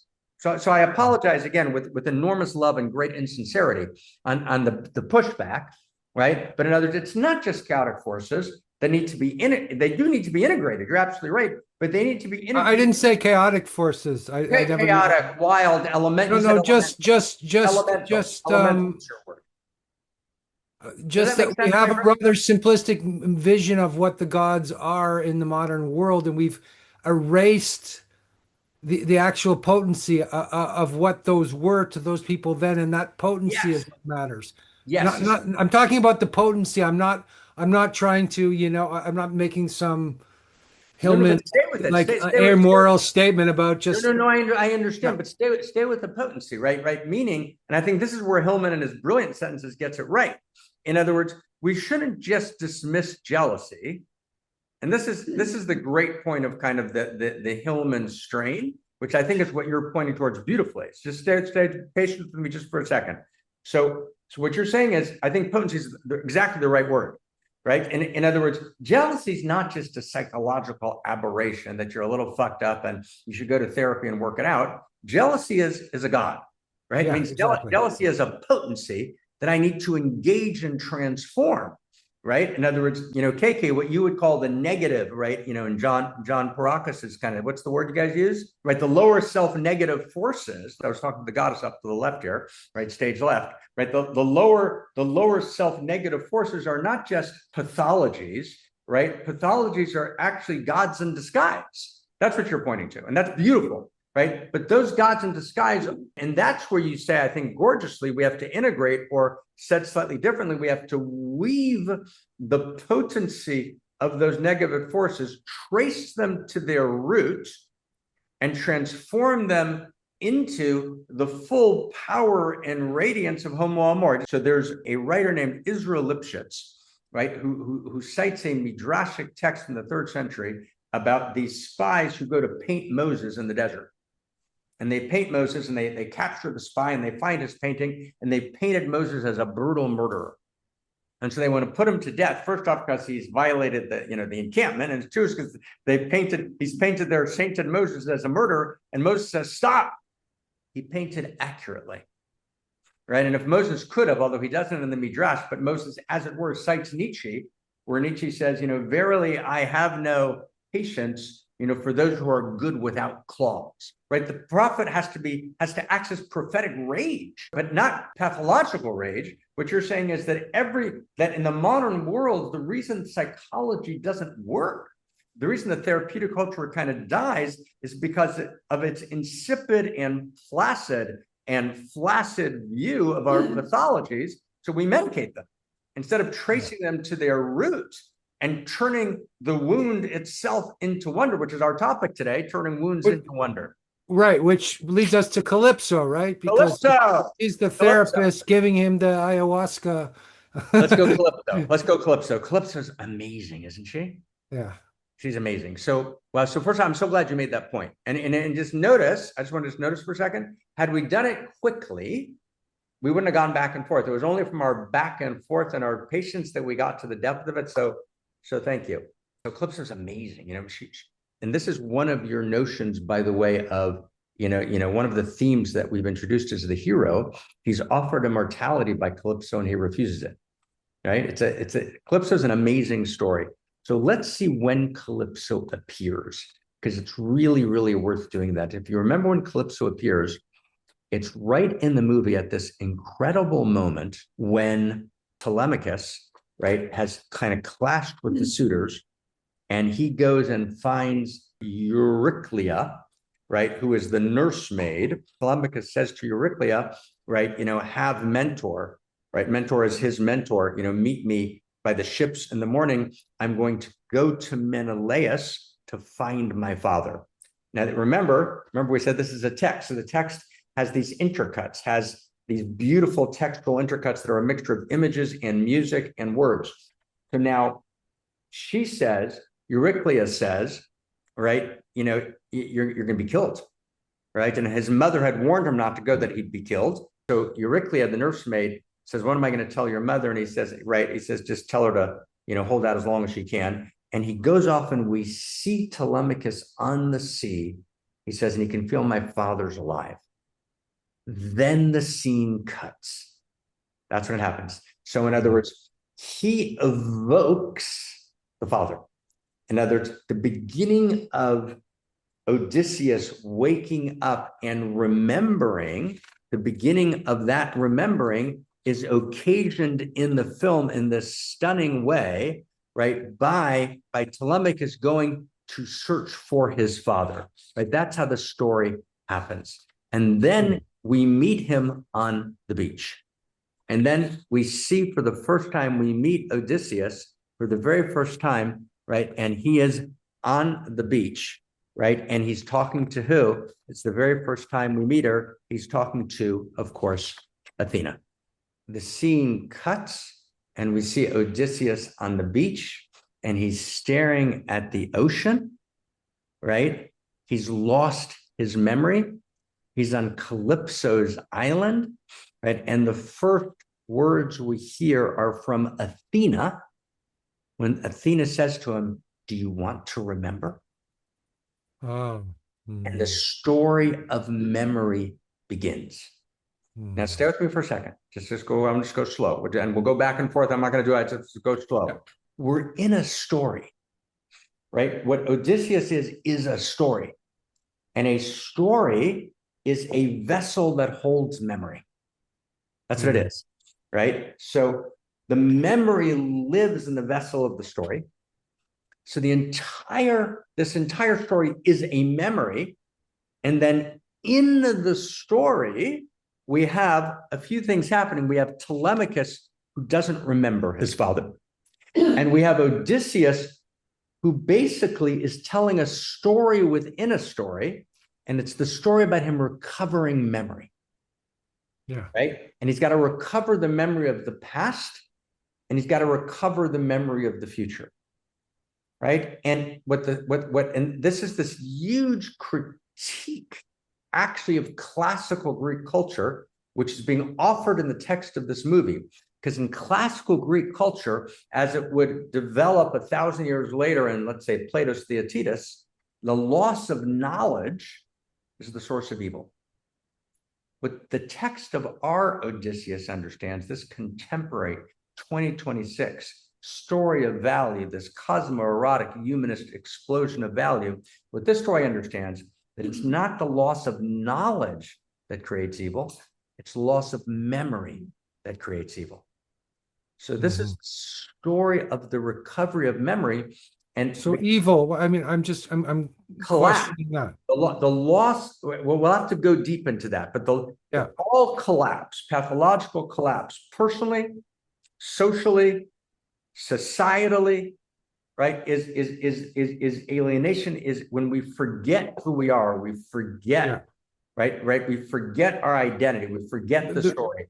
The reason I interrogated that is I think that Calypso traditionally is portrayed as kind of a succubus, right, a temptress who's bringing him, who's enchanting him, whereas I don't think she is that in this film, which is kind of amazing. That in this sacred, in a way, she's the one. It's the opposite. She's the one that recovers his memory. So you are absolutely right, my friend. Right, that is so gorgeous. And Calypso actually emerges here. She's complex. She's complex. But we'll get to Calypso in a second. Let's start with Athena. So Athena, just her words. So our first Athena meeting. Do you want to remember? Right. And, and he says, why can't the gods speak in ways we understand? And she says, well, they do, right? But then, Odysseus says, but you hide yourselves from us. And, so at this, if you trace the Athena stories, right, and she says, just look at who's moving, the clouds and, the birds and darkening the sky. So Athena here in her first meeting and let's look at this is our sacred text, right? This is goddess speaking through our sacred text called Odysseus 2026. And it's not Nolan, it's she who's talking. So there's 5 or 6 Athena meetings. This is the first one. In this one, Athena is the most powerful. And what you're going to see is Athena is going to gradually, right, lose her power until actually Odysseus liberates himself from her. But in this initial scene, Athena emerges as the goddess. She's powerful. Is she his conscience, or is she Athena? Is she like the superego or something of the society? What are you saying about Athena? Hillman would go that way. I believe in magic, right? And it's the gods live inside of us, but the gods also hold us. It's a more complex thing than merely, and as when you read Joseph Campbell, I spend, I don't know, about 3 years reading Joseph Campbell cover to cover, right? Every word, just every word he ever wrote. I did a Joseph Campbell thing, and that's a different conversation we've never had, but I did and I wrote notes for a Joseph Campbell book that I didn't write. But one of Joseph Campbell's great mistakes was, right? It was a brilliant evolutionary move, but it was also a mistake of the kind you're describing in this linear move, is that he reduced these large elemental forces, right, into, psychological forces. And he moved between psychology and myth in a way that was both beautiful, but too facile, right? And Hillman, right, took issue with Campbell. Right, that was right. So it's not just psychological memory we're talking about here. You're speaking of something much larger, yeah. Much larger, much bigger, much more dramatic. And but in terms of the Athena unfolding, in this first scene, Athena is still in her power as a goddess. And it's worth remembering. Let's just pause for a second. We'll just breathe for a second. So there are basically 5 or 6 women, feminine figures in Odysseus's life. So here we start with Penelope. We then have Athena. We then have Circe, right? We then have Calypso, right? And we have the sirens. Now, there are 1 or 2 other major ones in Homer, which we're not going to do. But in this story, in our story, we've got Penelope. And who's the last one we have in this story? The last one, of course, is we have Euryclea, the nursemaid. Right? Mm-hmm. So we have Penelope, right? The wife. Who is she? Is she the faithful wife? There's one tradition, in this movie, she's clearly the faithful wife. There's one later tradition, right, which is a more minor tradition that talks about her sleeping with all 108 suitors in order to I wouldn't put it past her, actually. Right, and there's ones, and there's another tradition that she, of course, slept with Antinous, right? Because she was also a trickster as well, right? She was a trickster.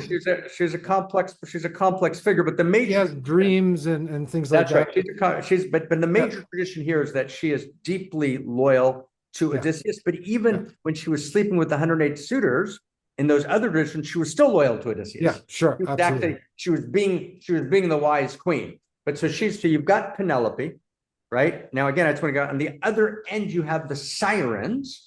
And remember that Odysseus says, Eurylochus says, no one has ever heard the sirens and lived. And he says, well, I'll be the first, right? And what does that mean? That's really amazing. So we're going to have to come to we're going to have to get to that, because we're going to come to the siren story. There's 2 that's just incredibly important. That's incredibly important, but we're not going to jump. We're going to go slow. But just say there's 2 things that Odysseus says that he wants to do that no one's ever done. One is to hear the sirens and live, he says to Eurylochus. And then he says to Circe, who says she's got to go to Hades, he says to Circe, no one's ever entered Hades and come out alive. And Circe says, you will. She says, you will. Right? So there's these 2 he's the new man in a way that can do this is the new hero. Other people cannot do. And he's going to, and part of this is related to your hero theme. Part of this new hero is he's going to go to Hades. He's going to come back from Hades in a way that no one has. He's going to listen to the siren song and not die. So let's put those aside. But in terms of the women in his life, you've got Penelope on one side. You've got on the other side the sirens. Then you have 3, Athena, and you have the development, the trajectory of his relationship to Athena.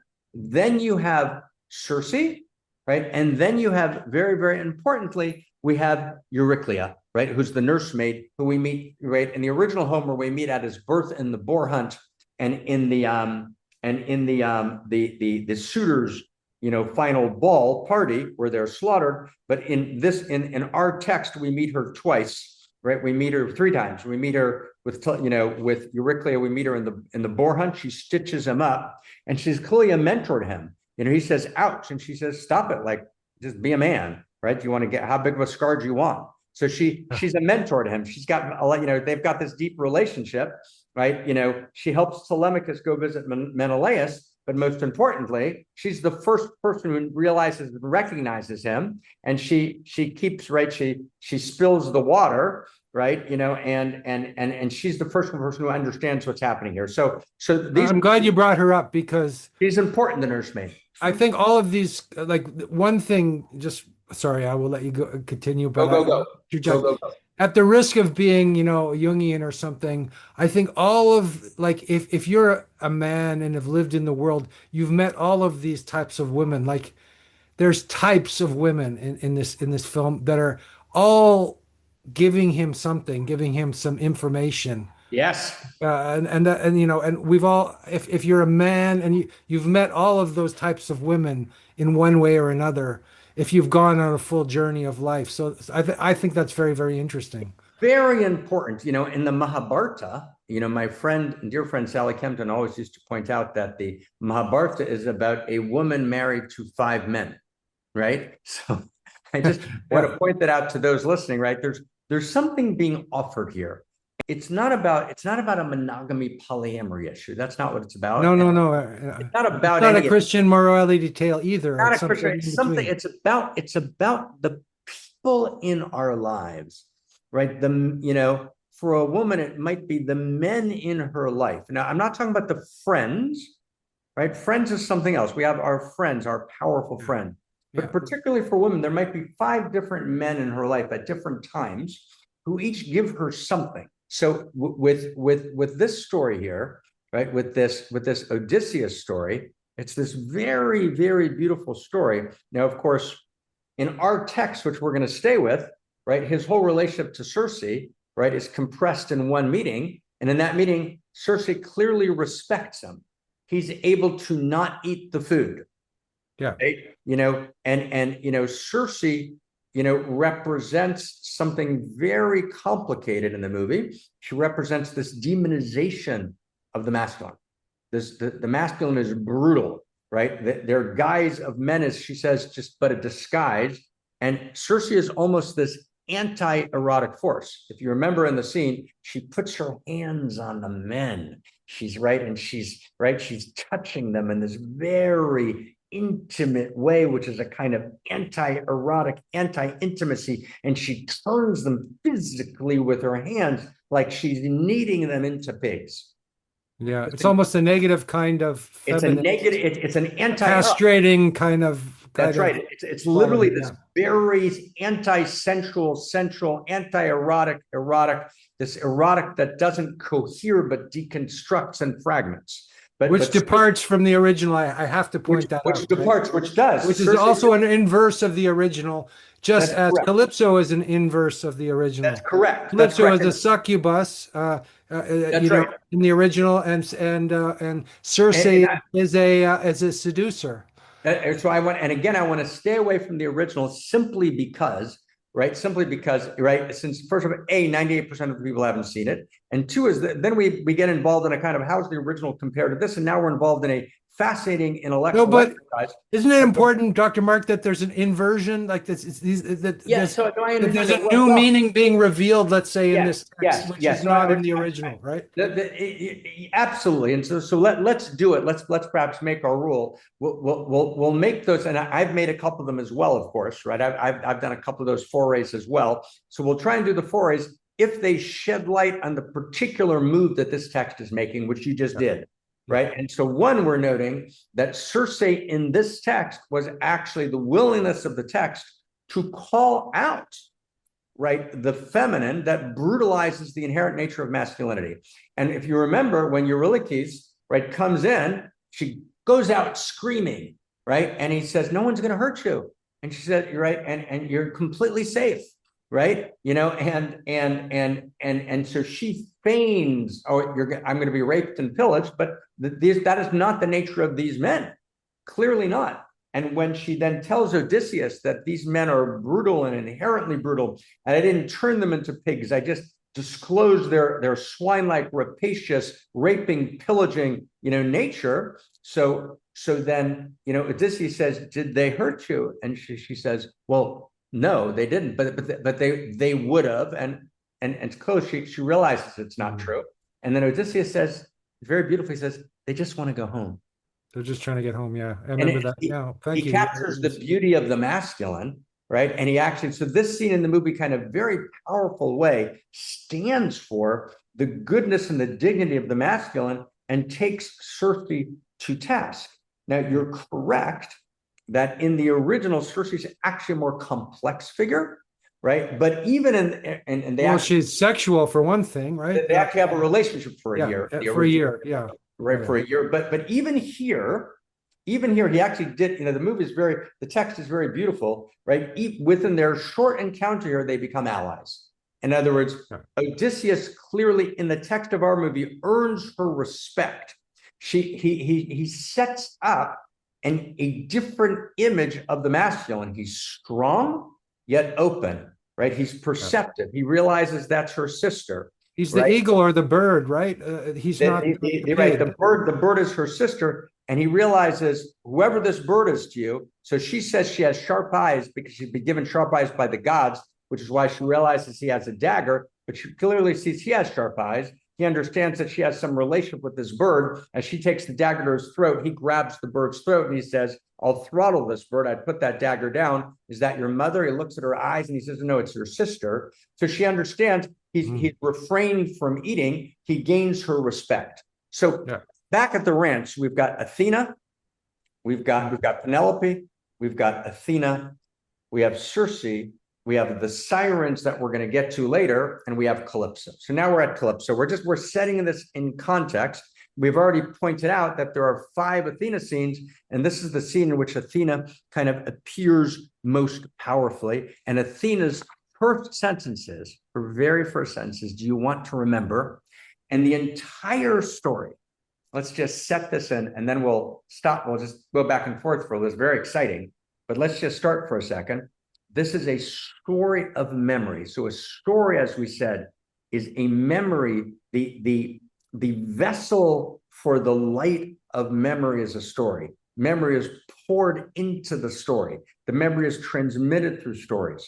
And then within this story, Calypso, first provoked by Athena, but then Calypso, she first refuses. She says, "I reconstructed your body, I fixed your body, but I couldn't bring myself to reconstruct your mind," because she wants to keep him on the one hand.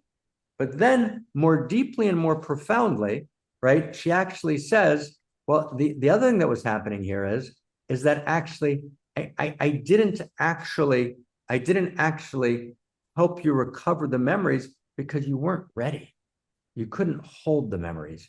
You didn't want to remember. It actually wasn't time yet. And there's this 4-part unfolding where at each stage, right, Calypso helps him recover memory until he's recovered memory of the whole thing. And he says to her, right, "Help me go home." And she says, "I am." So Calypso is this incredible feminine figure who's immortal, who offers him immortality, right? Who loves him profoundly, and in the end brackets her love in sisterhood with Penelope and with the larger field of value, and she loves him in a way which is not owning him, in which she actually brackets herself in devotion to his recovery of his story. So it's very deep. It's very deep, right? It's very great. Now, to love means, here's a definition of love: I'm willing to bracket myself in order to be the one who helps you recover yourself even if that sometimes means that you leave me. Yeah. Wow. And again, Wow. she helps him recover through medicine, but also through pleasure, right? Which Yes. again, I think the Christian interpretation would often like to forget about that part and keep her as a porn goddess or a succubus, right? But No, no, I think that she heals him through pleasure, which so is pretty let's go. amazing. Yeah, No, it's beautiful. It's beautiful. So there's two stages here. No, no, everything you're saying is so important and so good. So again, I want to try and just be with you and do it kind of slowly. Your point about pleasure is unbelievably important. In other words, she first restores him to wholeness through their lovemaking, right? And she says, I can't restore your mind yet, yeah, right? But I can actually restore your body. She falls in love with him, and she takes him and offers herself in this ecstatic lovemaking, with Blue Lotus, right? So they're doing this kind of years of psychedelic journeying and lovemaking in this yeah, stunning beach. And it's only and she understands that he's not yet ready to recover memory.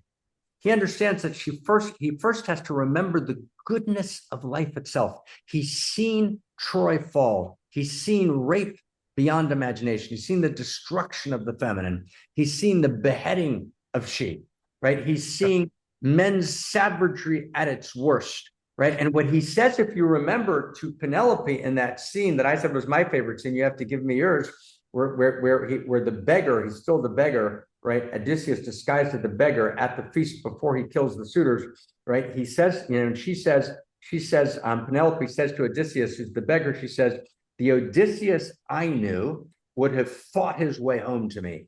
And he responds, but what if the Odysseus you knew got lost? And then he goes on to describe the fall of Troy. And Athena is there, and he's reproaching Athena, right? He's critiquing Athena. He's furious with Athena, who's participated in this battle, right? And something very important happens. And then he says this unbelievable thing. It's hard not to cry to even say it. But what he says is, right, when I saw what happened, in some fundamental sense, there was no longer a home to go to. So I want to just stay with me on this. Go slow with me for a second, my friend, because I think it's the most important thing in the world, right? In other words, sometimes something happens which is so horrific, right? And so devastating that you simply can't go home, right? And because what he says to her is, if this could exist in the world, then my home couldn't exist. There is no home. But just be with me, because it's very deep, right? I mean, I'll often get up in the morning, let's say the last month, and I go back to those days in January where in like 15 days, 40,000 Iranians were killed. A couple of fucking months ago. Wasn't a long time ago. It just fucking happened, right? We're thousands of 16, 17-year-olds, 22-year-olds, young women, men, the best of Iran, were massacred brutally. And you watch it, and then if you remember, there was this whole moment that it exploded on Instagram, and then it just disappeared. It just disappeared, right? So because we have to forget, because if we remember, so every morning for the last month, I wake up thinking about those people, and sometimes I wake up thinking about Somalia, and sometimes I wake up thinking about parts of the Holocaust, and other times I wake up thinking about the Congo, right? But if we actually remember what's happening, and then you look around your home and you almost can't be there, right? And if you don't turn away, here's the thing, right? Odysseus sees the rape of Troy. We live in a generation, my brother, where we all see the rape of Troy, right? And as we live in a generation where we know and we see actual visual scenes, right, of the rape of Troy again and again and again in a way that only the Odysseus of the world saw it then. Everyone else was in Ithaca. Right? Everyone else was in Crete. Everyone else was in Agamemnon's kingdom or was in Sparta. But we actually see it. We see it. And that's where our malaise comes from, because if we actually see it and we allow ourselves to take it in, how can we go home?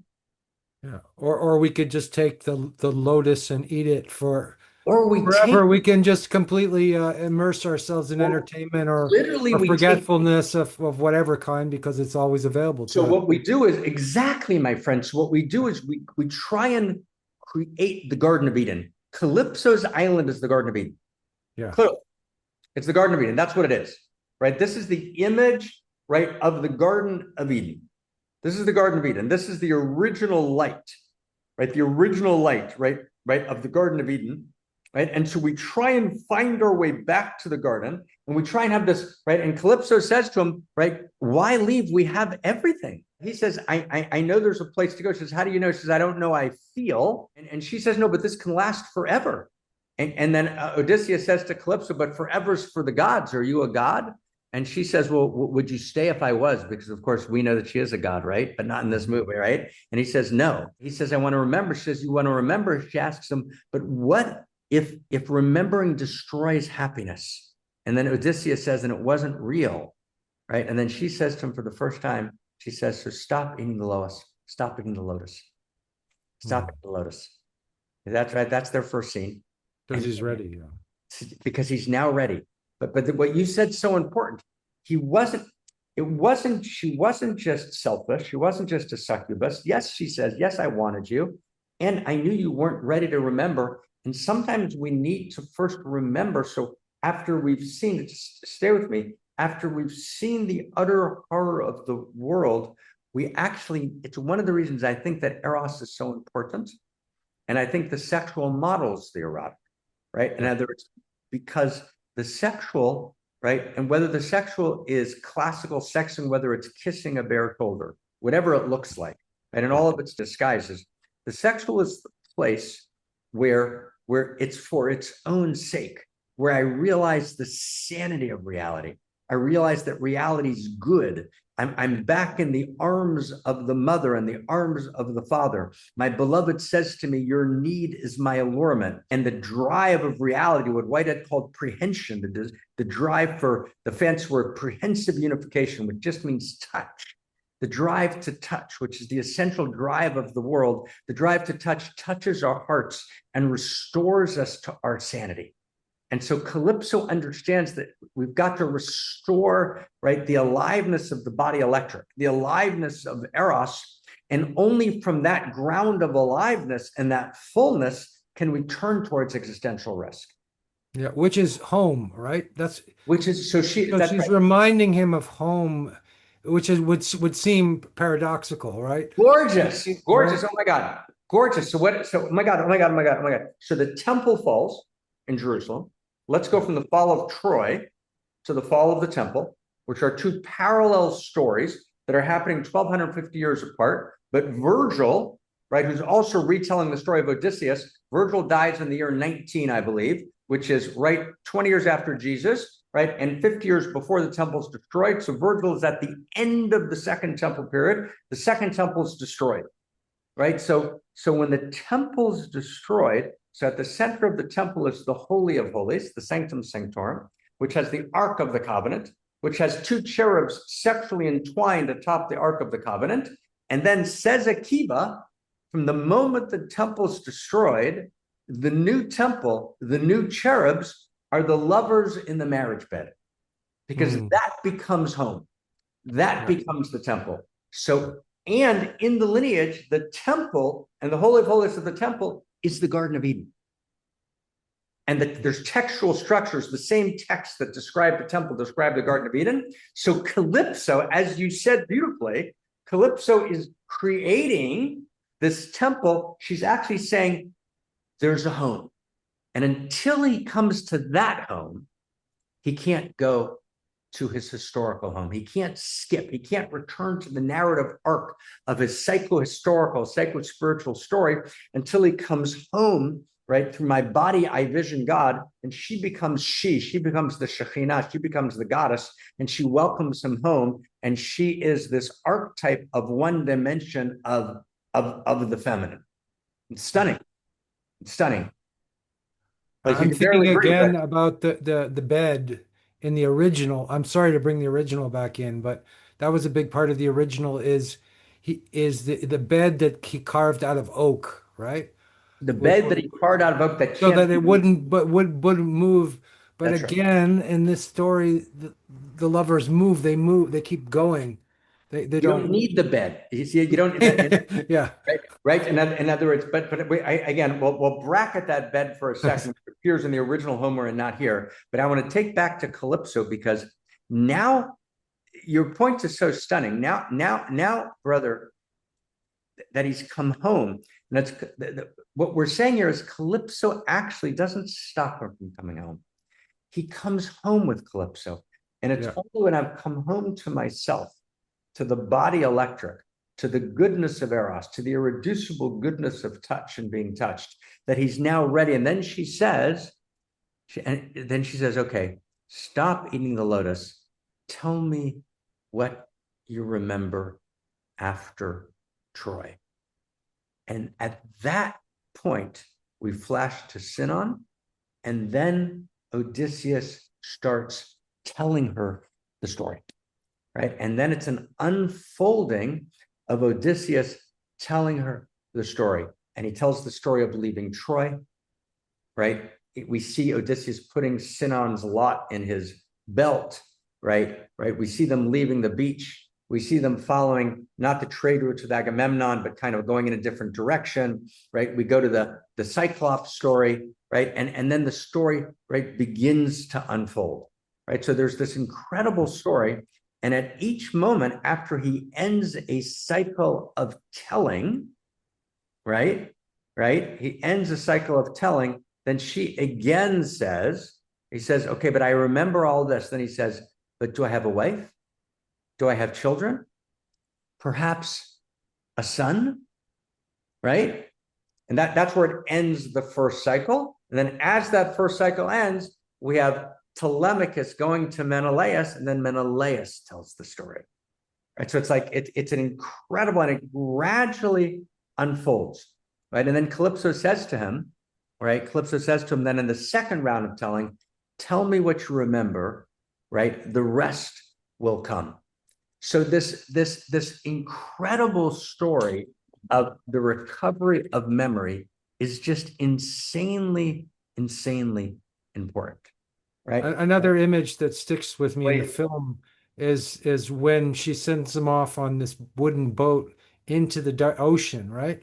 So again, he's able to, as soon as he, I guess, has this vision of home and his memory is recovered, he's able to, in a sense, he's able to go back, make peace with poison, or make peace with the sea, or make peace with reality as it is in some sense, or by getting on the boat and and finding his way back to I mean, Ithaca. it's after you're absolutely right, my friend. So That's later on. I know I'm jumping around but here. let's go later before we come back. So let's fast forward. It's after he's told the story of the Cyclops, and we've gone through Circe, and we've gone through the giants, right? On the island, right? And he's gone to Hades, right? And he's told her all these stories. It's after he tells her all Oh, four of it's like the Death Star, right? He gives up control, So and then he at can get that moment, home. so let's go to that moment that you're talking about, Yeah. right? So it's an incredible moment. Calypso says to him first, she says, you need to remember. And then he says, he pulls back. So this is 4 stages later. You took us way forward very Yeah. beautifully, Yeah. appropriately. He says, no, I don't want to know the truth. I'm happy here with you. So this is after he's told her the four major pieces of the story. She says, no, Mhm. I don't want to remember. I'm happy here with you. And she says to him, incredible scene. She says, then why are you gathering the bones of your old ship for a raft? Now, this image is very important. So in the original light, in the lineages, right, which talk about, the stages of reality in Kashmir Shaivism, the tattvas before manifestation, or in, let's say, Luria, right, the stages of reality before the great flaring forth, before manifestation, right? There's kind of this original kind of Garden of Eden on high, as it were, even before the earthly Garden of Eden. And then there's what's called Shvirata Kelim, the breaking of the vessels, in which vessels break and are scattered. And the tzaddik, the righteous one, goes and collects the broken I was shell, collecting the broken vessel. broken pieces. And Yeah. Odysseus is going and collecting the broken pieces, right? He's And becoming a tzaddik, right? he's becoming a hero, A right? hero. And that's in his telling the story to Calypso, he both recovers memory, but at each stage in the telling of the story, he's beginning to understand the story, right? There's a very beautiful image, of the storytelling ritual, which was the Last Supper. Jesus's Last Supper is the storytelling ritual. Yeah. And in the language of the book of Exodus, it's called the Night of the Watcher. Leil Shimrim, the Night of the Watcher. So my teacher's teacher, my teacher died in 1848. This was actually my teacher's son, right, in the lineage. And this is kind of in the Solomon lineage. So he writes that, what does it mean, the night of the what? The literal text is the night of the watching. So my teacher's son says, no, it's the night of the watcher. And then in this kind of obtuse text, written someplace wherever, he says that the divine force, the infinite intimate, is like a watchman that walks behind us through the year as we leave behind the broken pieces of our story. And then the watchman collects the broken pieces and gives them back to us on the night of the Seder of Passover, which was the Last Supper. And the basic ritual shamanic act of the night is to tell the story, Sipur Yetziat Mitzrayim, to tell the story of leaving Egypt, and telling the story is called the commandment of memory. Mm-hmm. And what we actually do in the Seder, which has lost its kind of shamanic power, we should actually do a parallax Seder, right, in Europe next year, where we actually do the shamanic reclaiming of the broken pieces of our story. And in telling the story, as Odysseus does with Calypso, right, a raft is built. And what we need to do, which is the text that you're pointing to, what we need to do at that point is we have to be willing to do something that we've never done before.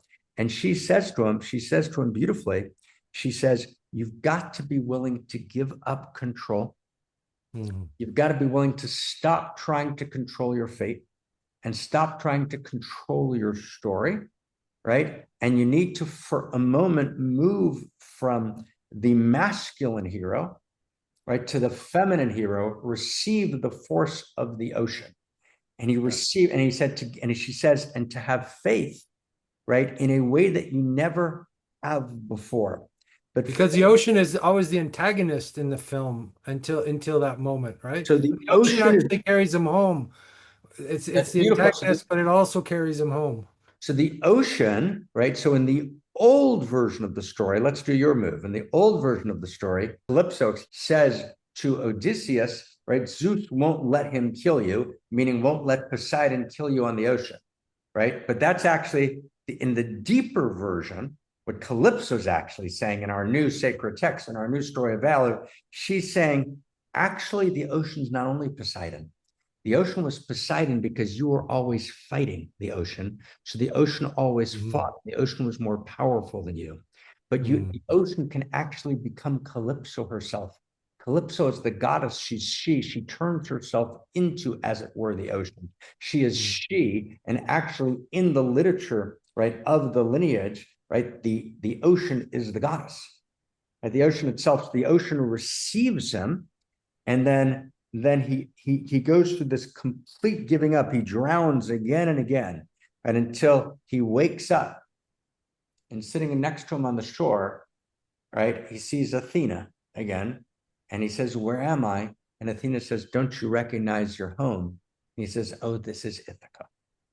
Right, so what a story. That ends this part of the movie where he's recovered these 4 stages of the story.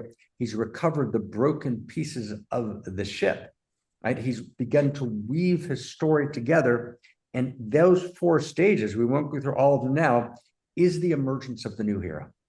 Yeah, and it's also like a death process of the old hero as well. A complete death process. He literally drowns, right, in the notes, in the show notes, in the actual screenplay, right, which is if someone wants to get it, it's published on Kindle, although you can't get the book. So in the notes on the screenplay, it actually says Odysseus drowned several times, right? So exactly as you're saying, so it's this incredible moment of rebirth. It could be, my friend, that it is worth it at this point, right, to go to two places before we conclude. We don't have that much time.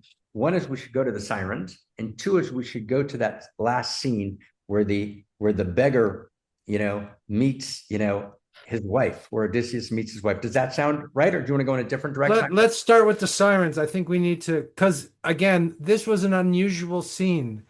The siren Yes, scene, compared to what the collective consciousness of the culture would see the sirens as this terrible, sexual temptation, right? Which just like porn or something, or which destroys men, right? right, It causes them to leave the ship, to leave their mission and go off but right. what is it? I'm not sure if I understand what he was going through. I think I do on some primordial level. Take it Why away, he my was weeping at this moment, as if it was a catharsis. It wasn't that he was going through horrors. He was going through horrors, but he was also going through catharsis. friend. And One why moment. does he want to experience that? What is he looking for? Is he just looking for knowledge of forbidden things, or is there something else going on here? So let's look at what they say. So he's coming, they're approaching the rocks. He tells all the men to put wax in their ears, because remember that Tiresias has said that the men will all die. And Yeah. Odysseus has said to Tiresias, well, they won't die, I'll have them put wax in their ears. They put wax in their ears. He tells Eurylochus, make sure that they can't hear. And he says, I'll give everyone a week's rations, if they, whatever. And everyone would, of course, jump for a week's rations. No one responds. Clearly, they can't hear. Fine. And then he says, Eurylochus gives wax to Odysseus, and Odysseus says, no, tie me to the mast. All right. So Eurylochus says, why? He says, I want to hear the siren's song. So Eurylochus says, that's a bad idea, right? No one's ever heard the siren song and lives. And here you get a taste of Odysseus. This is the one scene in the movie where Odysseus gives this real smile. It's a beautiful smile. It's the most beautiful smile of the movie, right? It's this other. It's like you see his mischievous quest for wisdom, his delight. It's this moment of, right. He says, he smiles and he says, that's why it's a good idea. I'll be the first. No matter how I plead, don't untie me until we're clear. Okay. So listen to the text of the siren song. Okay. So what was the siren song? Eurylochus asks him. And so Odysseus says, all things you'd want it to be. And then all things you wish you never wished for. Right. And so the siren song is this mixture of terror and bliss. And I want to go slower. I'm going to get the text, then we'll talk about it. But just what it says is all, and you're right, it's different than the sirens. This is our new story of value's got a new story of sirens. So these are of the right. So it's all the things you'd want it to be. So it's a siren song. It's seductive. It's alluring in the deepest sense. But then it's all the things you wish you'd never wished for. And Odysseus is he's looking at the forms of the naked women on the rocks who are incarnations, right, of the sacred possibility, right? And Odysseus says it's this delicious, but what is it? What do they actually say? And so Odysseus tells us what they say. It says, it told you what you most want is what you most can't have, and what you most can't have is what you have already had and lost. Hmm. And then, Okay, I get it now. right? Yeah. Right. It's like, wow, right? Right. And then that's part one. And then part two is, it was the song of all the promises I failed to keep. Okay. So there's these two parts to the song. So one part to the song is you wish for that which you wish you never wished for. Right. So that's when I wish beyond my story. Right? I wish for someone else's story. I wish for someone else's sweetness. I wish for something I wish I'd never wished for because actually I can't hold it. Right. And that is when I wish out of my story. But But is it covetousness? Like, is it desiring something that doesn't belong to you, but it's not, but it's not something quite that that either, I it's don't not quite think. that, it's not quite that either. It's actually, it's, it told you, right? It told you what you want most, right? It holds up for you this profound desire, right? But then it tells you that this desire, as you're reaching for it, you can't have, but you once had, but you can't get it back again. Hmm. It's an unimaginable, right? This sense. I want to just go slow with this for a second, right? And so just stay with me for a second, okay? I want to just give you an Mhm. image of it for a second, and maybe you'll give one as well. Let's just each give a Yeah, quick. I want to hear. We need an image to make it. We need an image. Yeah. So sometimes I'll think, what would have happened if I was, 20, you know, 22, 23, and I felt this huge calling to go live a different kind of life. Yeah. Let's say I had not done that and I had stayed with and stayed with my first wife, right? And we had, 5 kids, and right, and and that would mean that they would have grown up, they would have kids now. And I'll sometimes imagine myself sitting around a table with all five, six of my kids. And I'll just, if I can just tell you a story for a second. There was a moment I was going out with someone, and she then went to this very well-known rabbi whose name I shall not say, and she said, "I'm going out with Gafni," and he said, "Stop immediately," right? And she said, "Why?" And he said, "Because I heard him talk when he was 22, and if he's now not the head of some whatever positive comment, then something must have happened. There's something there that's not orthodox. That's right." And so I, I left the lineage in order to do something else, or Yeah. the lineage kind of in some sense demand that I leave, or even in some sense, the land, kind of says you're sent into exile. There's quality of exile. Yeah. Yeah. Yeah. But I Mhm. will often wish, right? But not wish, not wish. Wish is the wrong. Wish is the wrong. I'll hear a siren song, which is I never left the Talmudic study hall, right? And I was good at Talmud, and as I was in that little elite cadre where I was a little bit of a genius at Talmud, which was just a gift from God. It's no claim, Yeah. right? And, massive amounts of Aramaic texts, over centuries. And I loved the Talmud, and I loved its mysticism. And would imagine myself in my siren song, sitting, with my 6 children, right, with their wives and husbands, with their children who are all in this lineage, right, that we've created. We're studying together, and Yeah. we've reformulated, right, kind of et cetera, retold the story, and actually liberated Judaism from its, da da da da da, the whole story. Yeah. And I'll have the Yeah. siren song, and then I'll say to myself, how did I ever get here? Like, how did it happen? Yeah. Right. And this siren song. Yeah. So that is also a story of memory, but Yeah. it's the tyranny of memory, right? Yeah. It's the tyranny of the dream.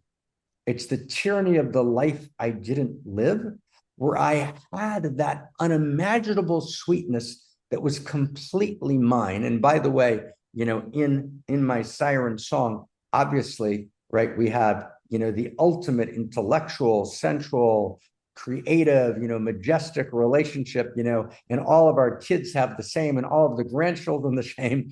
And it's a Yeah. cacophony, of the harmony of spheres, right? Conquering the world in the name of God, right? Right. And that's a siren song. Dr. Mark, can I share with you Please, mine? please. Yeah, I would love to. Yeah, I will. Yeah, please. Because well, I lived in Montreal and I was playing in a band and people were interested in my music and I had a girlfriend and I had one thing I wanted to do and that was be a musician.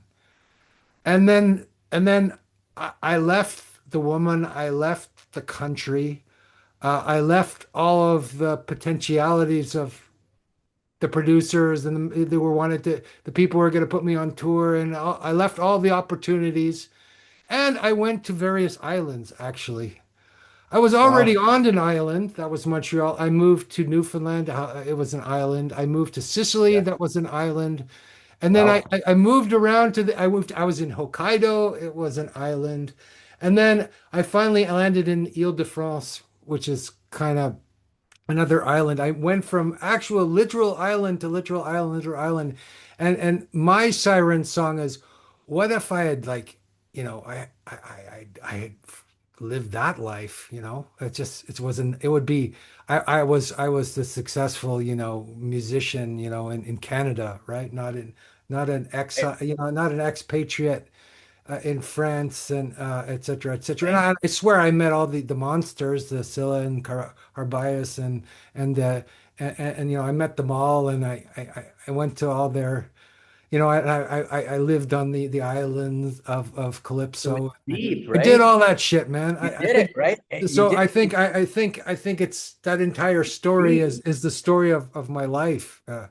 Well, right, my friend, right, my friend, right. It's so deep, and everyone, all of us listening to write down my siren song, right, is actually, and this, the entire story is a story of the recovery of memory and the giving up of the memory that becomes the tyranny of the dream, right? And in other words, and the dream is this life that actually wasn't meant to unfold. It wasn't my life.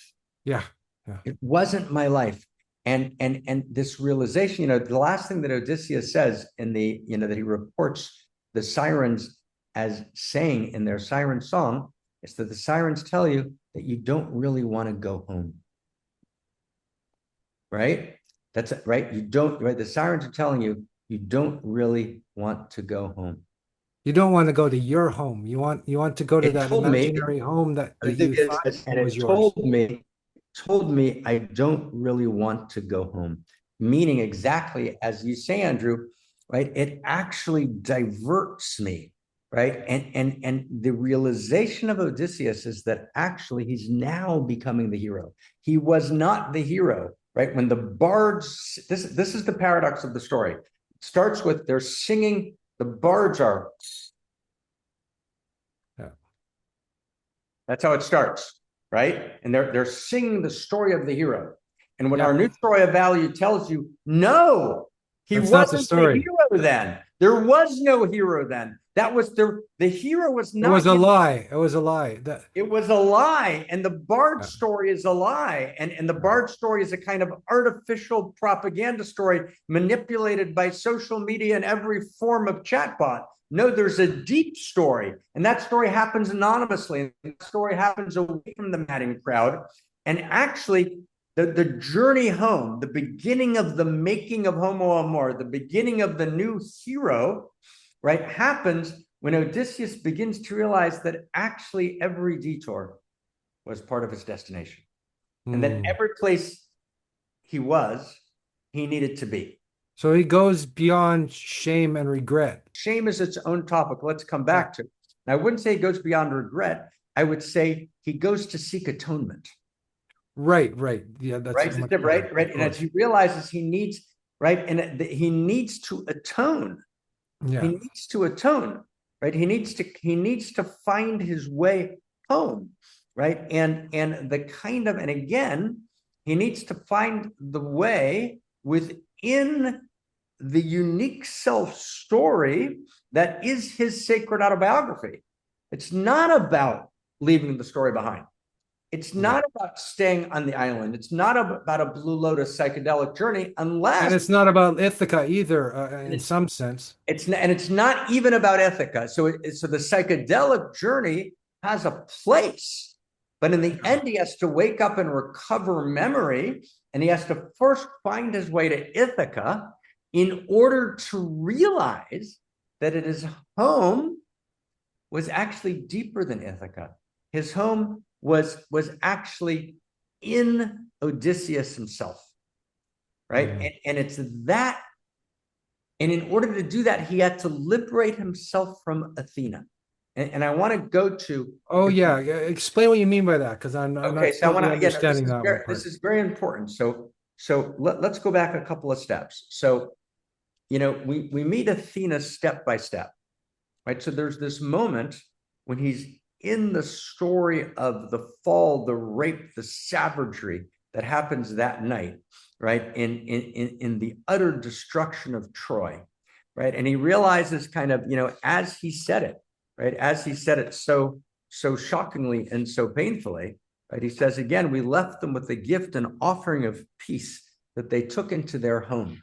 Right. So, Mm. right. And Athena is there listening to him tell the story. This is him. These are the words that he says as Odysseus, who's still disguised as the beggar, to Penelope. Right. And that's when Athena starts crying. Right. That's when Athena starts crying. And look what happens. So we actually see this insane unfolding. Right. So Athena starts crying. Right? As you said, Andrew, there are tears mixed together. This is the last appearance of Athena. This is completely different than Athena in her first appearance, right? Who says 5 appearances ago, right, to Odysseus, do you want to remember, and gives him long God speeches, where Yeah. she's clearly the goddess and she's educating him. No. At this point, she's crying, their tears mix, their fingers interlace. And then listen to what he says. He says this amazing thing. He says, describing the night, he says, a fight turned into a hunt. So go slow with me, right? He says it's a fight turned into a hunt. So if you remember where this is from, this is the movie. The sacred text is brilliant. There's an earlier scene at the beginning of the movie when he's talking to Emmaus, his faithful swineherd. And Emmaus says to him, and it's after the boar hunt. It's after the boar gores him, and he's gasped by the gore, and Euryclea has stitched him up, right? And then Emmaus says to him, this incredible scene. He says, "Why do you pluck your bow, right, before the hunt begins?" So Odysseus says, to test the terrain, and Emmaus, who's both his servant but his good friend, says, "I'm not buying it." And then, now listen to this. And then Odysseus says, "It's only fair." Now this is already the field of value. This is the new ethos. It's only fair to fight with honor. And then to Eumaeus says, he says, "But you're not fighting, you're hunting," right? And then Odysseus says to him, he says, "Hunting is just fighting by stealth." And then Eumaeus says to him, "You're clever, but your cleverness is going to get you in trouble," right? And it ends. And what happens is, right, it's his cleverness that does the trick. It's his cleverness that sacks Troy. Right? Yeah. It's his cleverness that actually is his undoing in the end. And he's got to go from being clever to being wise. Right? Right. You can only be wise in the field of value. Now listen to what he says. So he says to Athena, and Athena's listening, and he says to Penelope, right, as you see the temple of Athena burning and his hands are clasped with Athena, right, with Penelope listening. Now, just before we say what happens next, let's just go back backwards. Earlier on, when Calypso says to him, "I knew that you in the end would want to go home," she says, "How did you know?" He said, "Because you would cry out every night. And most of the time you would cry out to Athena." So he has this very deep relationship with Athena, but sometimes he would cry out to Penelope. So he's got this, he gradually is liberating from Athena. We now see Athena's temple kind of is burning. And then he says to Penelope, it was a fight turned into a hunt. So in the beginning of the movie, he says, "Oh, a hunt is really a fight by stealth." Now he says, all dignity, all fairness is gone. This is not a fight anymore, right? This is a fight turned into a hunt. My cleverness, my trick. And look what happens. Right as that happens, literally in the text of the movie, we have 2 Greek soldiers, right, who take a Trojan woman, which is Athena. It's Zendaya, right? She makes eye contact with him and pleads, right? And in the actual text, right, Nolan writes, she makes eye contact, pleading for mercy. So this is Athena. The sword is raised to cut her head off. then we don't see the sword hitting her head, but instead we see the head of Athena rolling from the statue. And Yeah. Polites, who was one of Odysseus's men, decapitates the statue of Athena. And then Odysseus says to Penelope, and now Athena's disappeared. He's So who liberated. is Athena? This is what I'm not quite understanding. Who is Athena to Odysseus? Athena to Odysseus is the power of the old gods, The old gods. Yeah. Okay. Got it. who he both revered, but he needed to liberate from.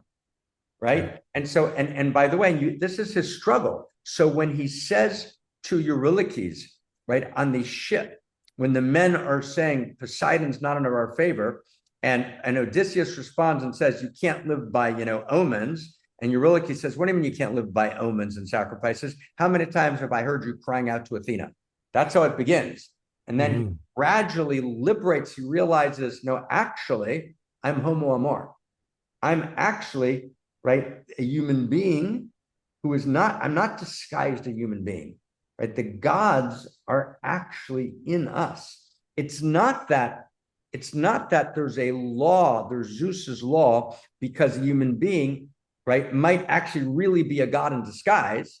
Yeah. No, the movement is that the human being is God incarnate.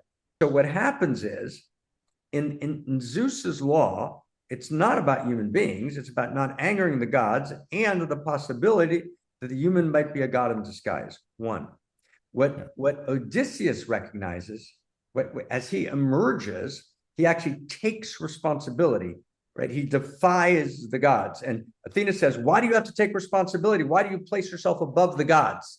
Right? That's her next to last showing. Now it's completely changing, right? He says, but I do take responsibility.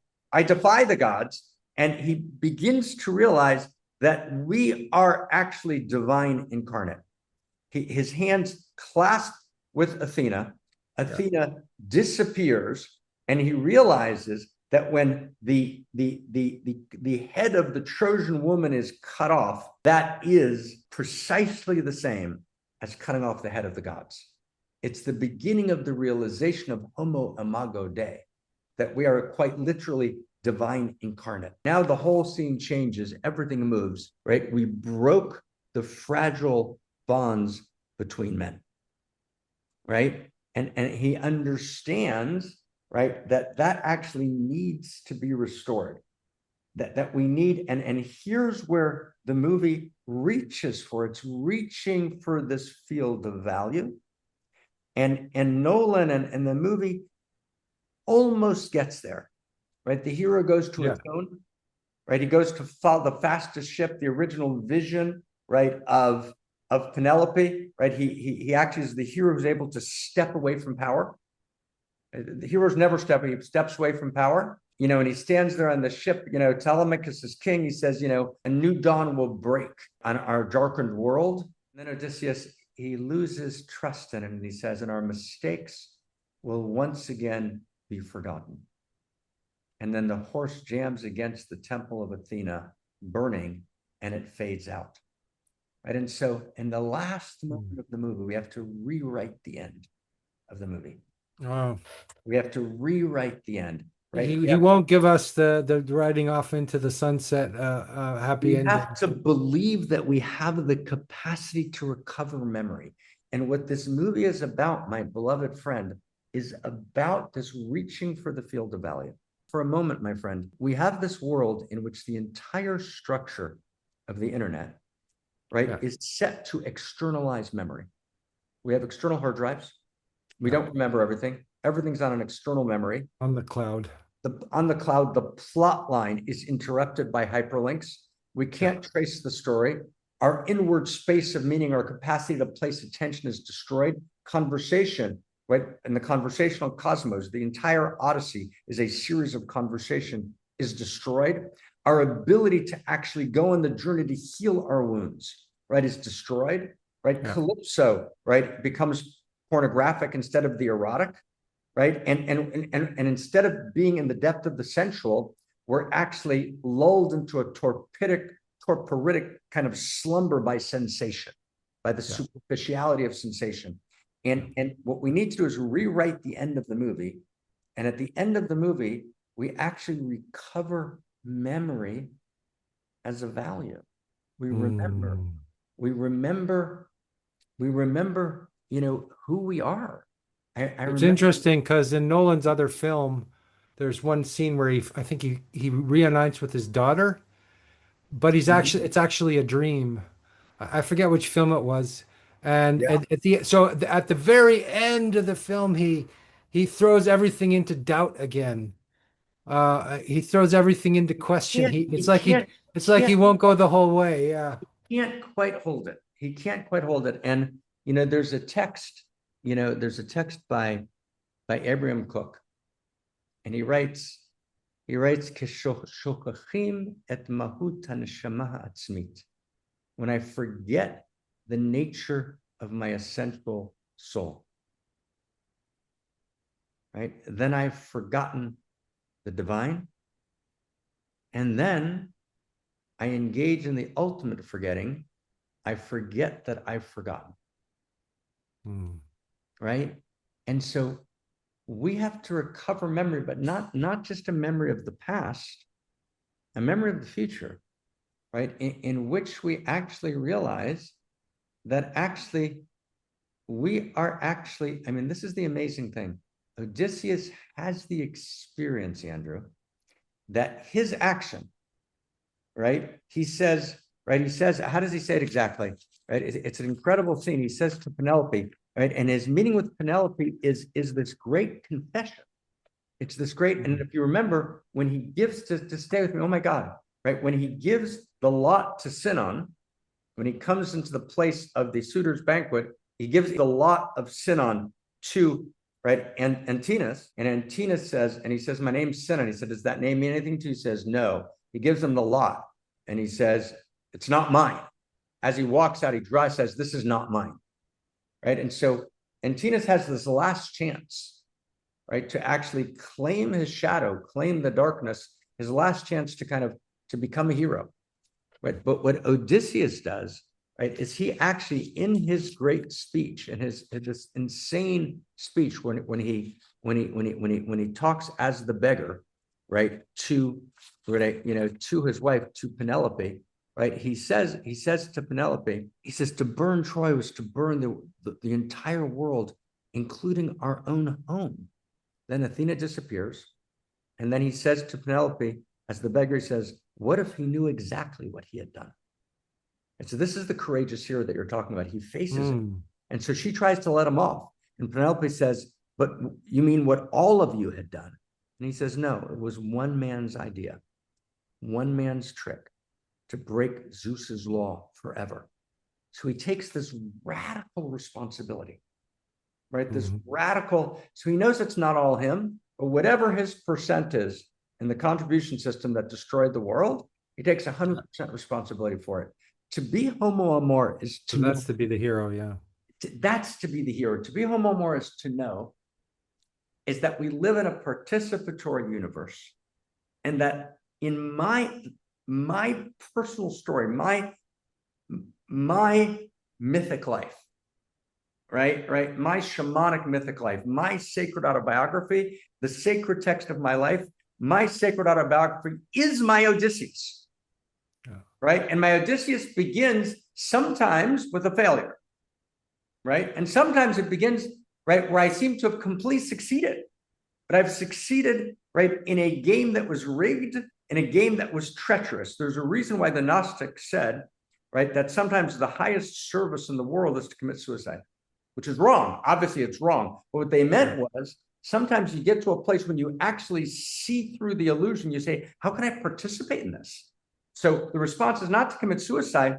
The response is to actually have the experience that through my transformation, through my becoming the hero, I don't just become, as Charles Dickens said, the hero of my life. I realize that by becoming the hero of my life, I'm all in for all life. I change all of life. I am Odysseus. See, that's Homo Amor. Homo Amor realized that. It's meeting the shadow too. Just to bring it back to what we were And talking I about. can't become Odysseus without meeting the shadow. He meets the shadow fully, and But that's that's so important, right? Right, Andrew, right? If you don't meet the shadow, You can't become Odysseus. Yeah. That's part of the story, but it's all of it, right? And Yeah. you've got to be with Circe, and you've got to be willing to hear the siren song. You've got to be willing to go to hell, to go to Hades, and to listen to the prophecy and come out. You've got to be willing to atone for your men. But you've got to be willing to leave Calypso and refuse immortality. You've got to be willing to abdicate power that's not your power. That's the hero. That's cool. I remember that last line of Joyce's Ulysses was about yes, yes. It was about acceptance of everything. Yes. So that's kind of like, this is who I am. This is what I've done. You know, the whole thing, not halfway or. He atones. He seizes the horror. He doesn't look away. He recovers the whole story. And he goes then to chase the rising sun. His son is king. And then we now together, you and I together, with everyone here, we rewrite the end of the story. And he realizes that a new human is being born. That actually the democratization of Odysseus, it's not just about the one great man. It's about a face, every human face, right? And my actual experience of being alive, the accurate experience of being alive, is that if you would read the depth of the texts in the Solomon lineage, is that the world is literally 50-50. And my next action tips it towards wholeness or towards depravity.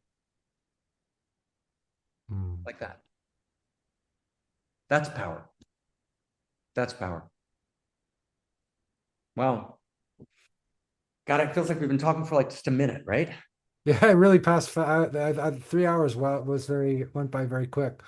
I think, you know, this is great. I mean, for this kind of discussion, if we're going to have a dialogue, we do need this much time, We do, right? right? Otherwise, it feels frustrating because there's so much is left unspoken. But I mean, there's still more to talk about, like the suitors and, you know, and we didn't get there, but so much and Tinas, there's so much to talk about in the Sinon stripe. We left, but we touched something together. And just if I can, with permission, my friend, it's always whenever you and I get to dialogue, right? It's just always a delight to meet your heart and to, you know, to be in the space. And our space is always, if I can, you know, claim words that we've left out.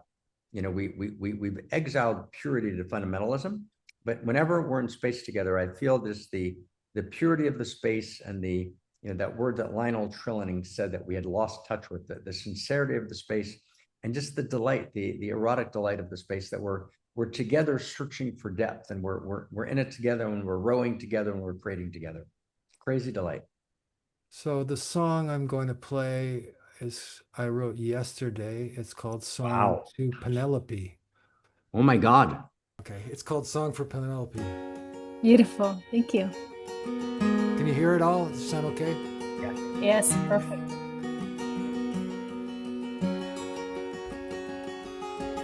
We've another tapestry of love for the suitors and the heroes and the gods, for prisoners of the flesh who drink your blood. We've another tapestry of love. One day your king will surely return, a beggar with a magic bag of arrows, with his holy wrath and his merciful song, to restless hearts yearning for redemption. To the man of many islands, to the man of many women, to the man who's fallen into hell, to the man who drinks from the well, we've another tapestry of love. Won't be long until he's home, on a bed of oak, on a bed of love. weave another tapestry of love.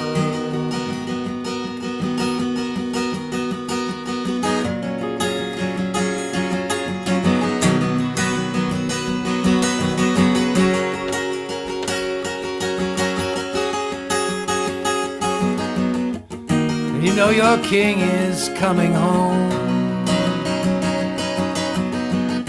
Unsung heroes coming home.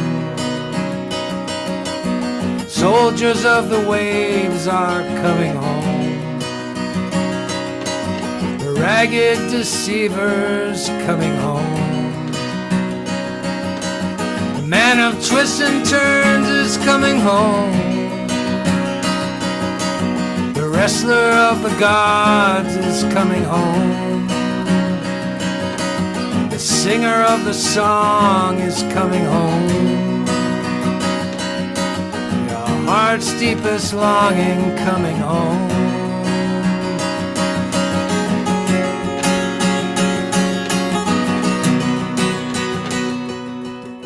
They're carrying a circle in the sky. There's fire upon the land and in the sea. The laws of hospitality broken down. Men and women like pigs and like beasts. So weave another truth out of your life. Make magic shapes of men's dark desires. And bring all the gods to their knees. Release the prisoners of time. Weave another tapestry of love. While they watch shadows on the wall. While men consume each other and crawl. Weave another tapestry of all. The eagle flying up into the sky. Geese they scattered in the yard. Their lover chained to the mast. He's nearer to you than your own breath.